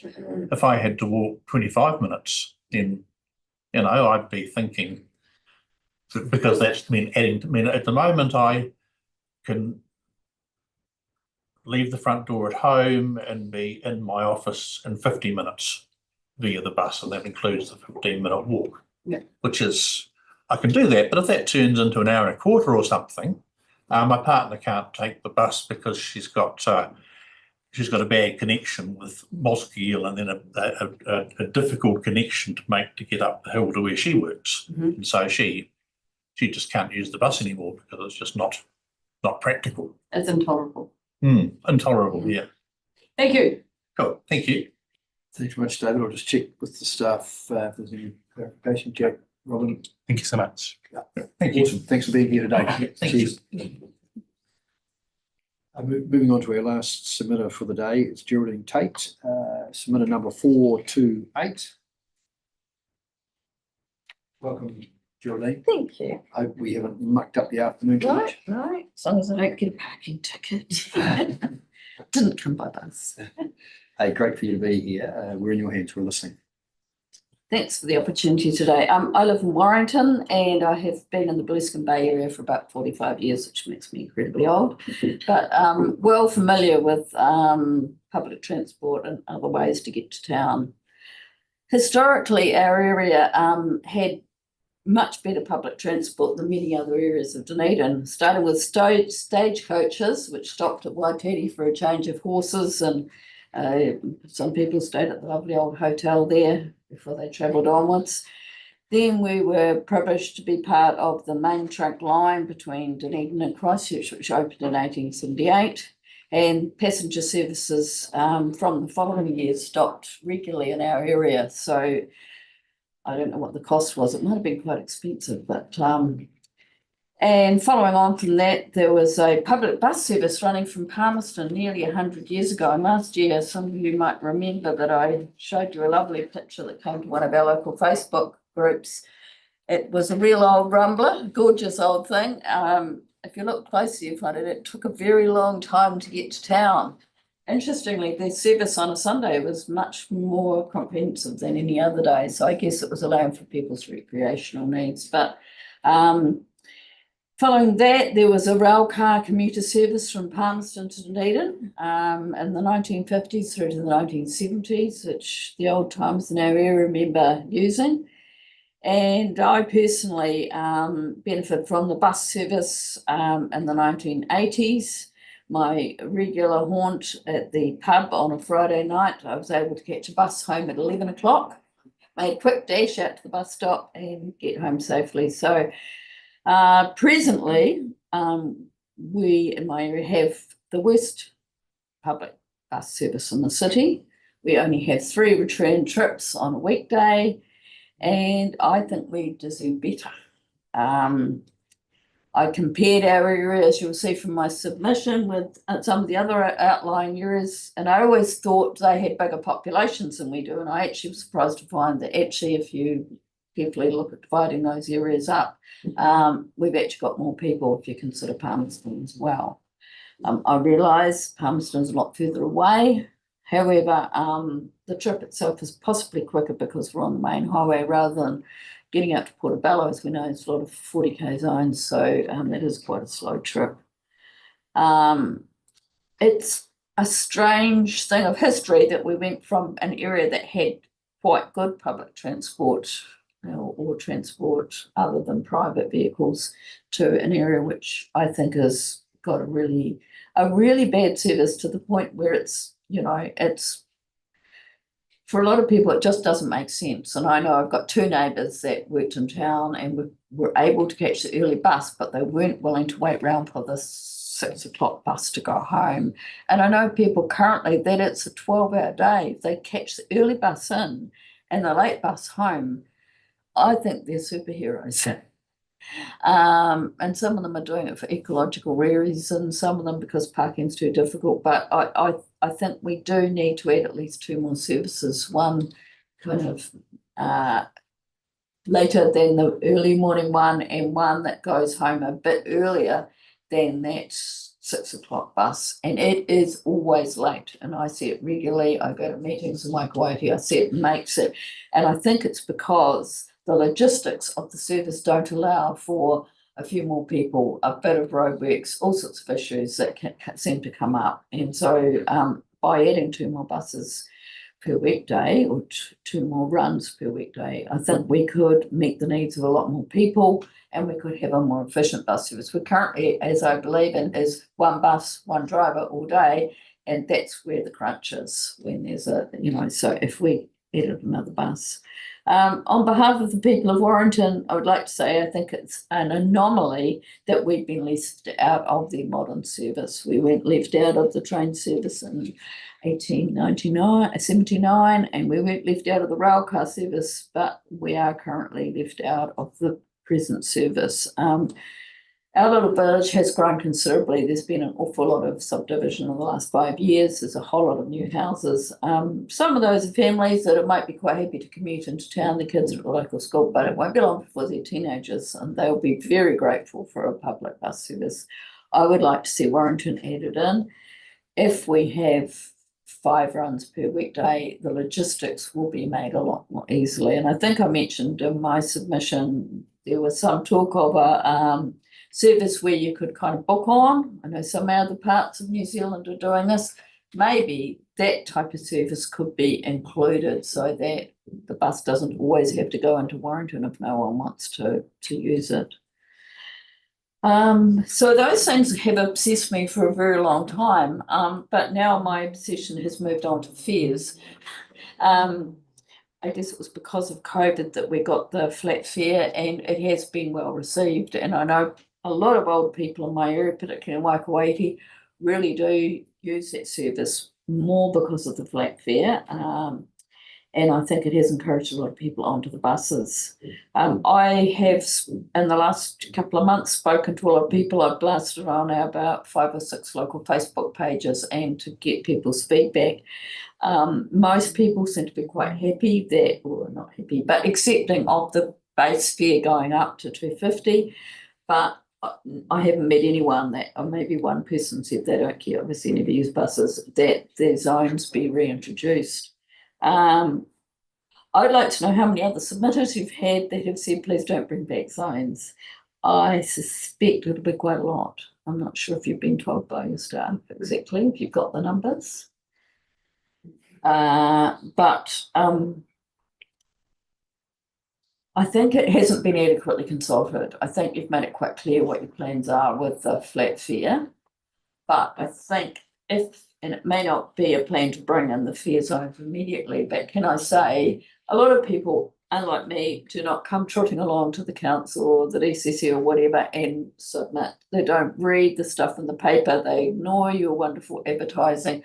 But the day they step onto the bus and are told that their fare has gone up considerably, they will be very angry and very unhappy. And I mean, I remember fares to our area being over $6 and to Palmerston being over $11, and someone told me it was up to $14 at one stage. So that is a lot of money. And I think to go back to that is really retrograde. You know, we've moved forward, we've said, in my opinion, and I think the people I spoke to when I was consulting our community was, a lot of people said to me, public transport is a public good. They believe that in their hearts. It's good for the environment, people pointed this out to me. It's good for equity and it's good for reducing congestion. And I think we have to stick to that, despite the current government that wants you to claw back more money from passengers. I believe your role as council is to stand up for and support our community's need for quality, safe, regular and affordable public transport. It's not to kind of go, yes, government, you're completely right. It's to find ways around that so that we can still have a fairer public transport system and encourage many people onto it. You all know people are counting their pennies. Any major added costs will push some bus users away from the bus. So people like myself who have the pleasure of owning a car weigh up convenience versus cost. And I know parking comes into it for people that live in town, but if the bus fares for us in particular, I don't have a petrol station near me, I don't have a supermarket near me. So that's, for a lot of us, we have to look at all the inconveniences that a bus service represents versus cost. If suddenly those fares go up and you reintroduce zones, I know a lot of people are going to go stuff those.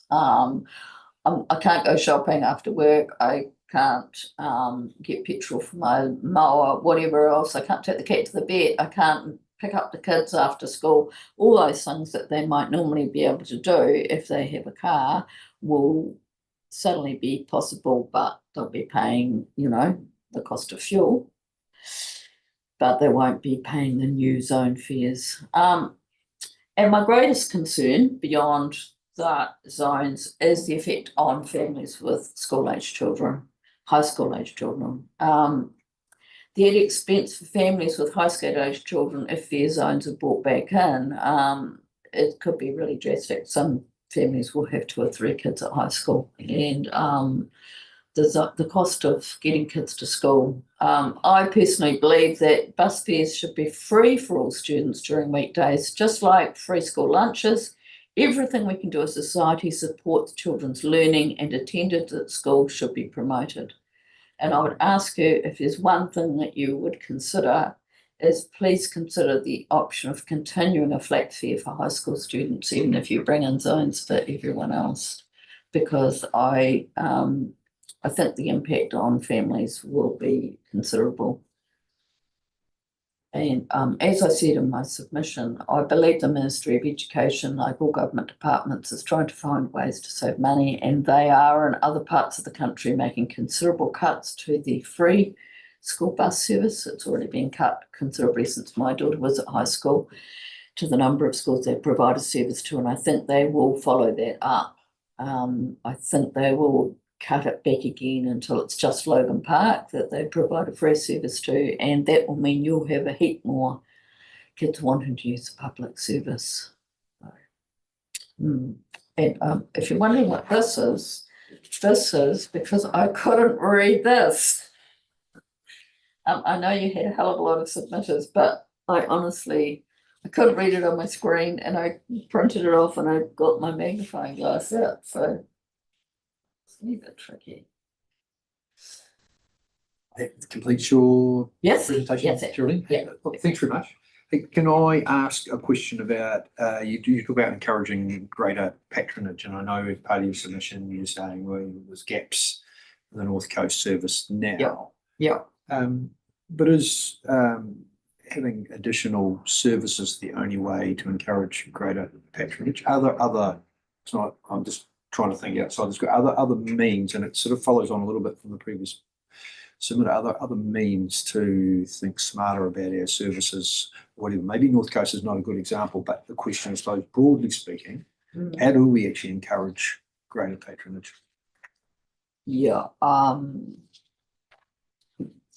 certainly think in our case, it's 3 return trips a day is a huge impediment because people just go, it's too difficult, you know. And so I think that's, you know, I can only really speak of our area. I think you have got more bus tracking, and I on behalf of elderly people, because that's who I work with, I do find your little timetables in town, which I occasionally use a bus in town, almost impossible to read. That's tiny little writing. And the lack of shelters and seats, I find. I personally have a very low opinion of the bus hub. Some of the stops have no seats and no shelters. The one outside what was Community House, they're pretty inadequate shelters, to be perfectly honest. In Wellington, they have some that are almost fully enclosed. There's sort of a door, they're glass, so you can see what's going on. But I think some other cities do actually provide, and a lot more of those on time, you know, your digital readout things. And I just think if you can aim to have more of those, because it's really great. I use the bus a lot in Wellington. I've got my family up there and I can go, oh yeah, I've only got 2 minutes to wait. And it just makes it easier, you know, rather than having to kind of, and I mean, a lot more old people are using cell phones, but not all of them are. So I think that concept of, and I would agree, extending the hours that it's free for seniors would be great as well. It's just on the bus stop, number A outside Community House. Yeah. I use that time to time. There's at least a couple of seats there. Just saying. Well, there's no shelter though, is there? No shelter, but yeah. No, good Scott. I think, I don't know if they were originally there then. Maybe they got added. Yeah. The other query I had was your flat fare for high school students. Yeah. So at the moment, the proposal is from 1 July, you have a 40% concession off the $2.50 adult fare. So what are you actually suggesting? I'm saying if you bring in zones, that they get excluded from the zones and that they still have a flat fare. That, you know, that if we want to look at one group who'll be majorly disadvantaged, it's families of high school students. Yeah. Thank you. I'll just check this. Elliot, queries? I think all the questions that sort of arose have been answered. So thanks for your thorough submission and very helpful information. Thank you. Thanks, Geraldine. Okay. Very loyal to your area. And thank you. It did make me think of Outram, which my grandmother used to call, and it has no service. No, but they used to. Did you know they used to have wee train? Absolutely. And so I just wanted to pick you up on your history lesson. They also had a train. Yeah. I think it's probably grown substantially more in proportion since then. Yeah, so what are you doing about that? Well, no, that is my question. So it's, if we put a bus on, we know instantly we'll get all the school kids on it, and they'll take the MOE, we'll take the service off. I get that. But if I was going to be real about being passenger or it being a service for all of Dunedin, or at least some more of Dunedin, would you be saying that an area like Outram shouldn't be getting any services, and that you would prioritise more more for your area? I appreciating you're a very, very good advocate for your area. Oh, Those are the sort of conundrums okay. we have. Well, let's steal some off Portobello because they've got 149 return trips per week, and we've got 21 return trips per week. So that is a huge difference. 149 return trips per week, and they have a lower population, and the whole peninsula area is a smaller population than, and I think Brighton has something like 120, it's in my submission. And that covers, it's kind of weird out there because you have to go to Green Island and change buses. But it's very much focused now on some of the small early ones for the schools, yeah. Yeah, so the it's includes Abbotsford and the Brighton area. It doesn't include Green Island, but they have, I think it's over 100 anyway, return trips per week. So you can see I am, you know, and I agree, Outram should have a bus service. I mean, we should be looking at who we can include, but where the growth is. Yeah. Yeah, that's right. Because I presume you're not just advocating for the people in your area just to be able to go to the hub. It's actually where they can go in the full spectrum of the service. Yeah. Well, sure. I mean, and I'm very keen on seeing, as I mentioned in my submission, if there is an Oamaru service, I hope it will be able to pick up people coming through. Now, it might not deviate down Beach Street and go to Karatani and go into Warrington, but at least if it goes down the main road, I hope it would be able to stop at Palmerston and Waikouaiti and Waitati because it's passing through. And it could be that mid-morning service that we're looking for. I don't know what you're envisaging, whether you're envisaging, 5 trips a day to Oamaru or a return there and back. I don't know what you're thinking of, but I think it's a very good idea. Last question. The on-demand that you suggested, yeah, if it's going through, it doesn't have to deviate to Warrington. Unless someone wants to be picked up. That's it. And so we haven't had on-demand, so I'm just testing an idea in my head to understand how it would work. What notice would you think was the minimum acceptable to get it to deviate? There used to be a thing called the Penguin bus. I have no idea what. It came from Oamaru and it ran once a day. And it was mainly aimed at Oamaru people that needed hospital appointments in Dunedin. No, I'm just telling you this because you booked onto it. Yes. I appreciate the night before. That's you're saying with the on-demand, but I'm saying what is the minimum notice you think would be acceptable? Night before. The night before, thank you. Yeah, I think so. Another question from Elliot. Yeah, so one just came up through that discussion. When you talk about ideally nabbing a few buses from Portobello, because part of it was Port Chalmers, was it? Oh, sorry. No, it was Portobello. I thought Port Chalmers. Port Chalmers. Because part of the issue that we have, and part of the issue any transport system has, even a roading system, is that there's a steady amount throughout the day, but then you've got these massive peaks at the start and the evening. And we heard yesterday from Portobello that for the high school students there, that they have massive issues in those mornings and after the school day, even though they've got they've got quite a lot through the day.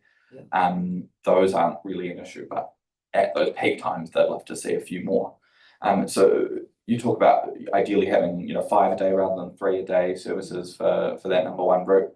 Do you envision that sort of evenly throughout the day, or would you like to see a few added to 10 minutes after the ones that are already there, or sort of evenly spaced? Because there's so many different things. Yeah, there's so many different opinions. When I asked people through Facebook I did get different ideas, but I do know that some of the high school kids might like to stay in town, do sports, visit a friend, whatever, and catch a slightly later bus. So it could take some of the pressure off the high school after, because we do have a 3:30 bus. And for some of the seniors or other people that aren't working kind of 9 to 5 or whatever, a slightly earlier bus, because currently it's one that goes in and gets to town about lunchtime. So one that got in earlier would help people that need to have appointments or whatever and need longer in town than just to go in at lunchtime and have to catch the 3:30 bus. Yeah. So an increase in the number of I think runs a day spacing could be them more evenly, yeah. Could be off peak and that would still have an impact. I mean, our buses are used really well. Yeah. You know, currently. So I don't know. I think you have to try stuff and see what happens and then adjust it. Yep. Thanks. That's all our questions. I'll just check with Jack. Questions or clarification or? No, all good. Thanks for your submission though. Appreciate it. Thank you very much. Thank Really you. appreciate you coming along today. Yep. Yeah. Take care. Good luck with your deliberations. Cheers. Yes. That completes the Dunedin hearing. We have no more submitters. Have we? Caitlin? No. So we will stand adjourned here, and then we will reconvene Queenstown at, is it 10 or 10:30? I should know that, 10:30? Oh, just two. What time is it? It's 1:30 in Queenstown on Friday. Oh, are we not asking questions? But the hearings themselves start. The hearing is the hearing of the Sorry, reporters. so the actual hearing of the submissions will continue in Queenstown from 1:30 to 3 o'clock on Friday. And that's the public part of the process. So just make sure if anyone's online and they want to tune in, that's what they need to do to observe the Friday session. So we stand adjourned. Thank you very much, everyone. I was going to say we have another submitter, but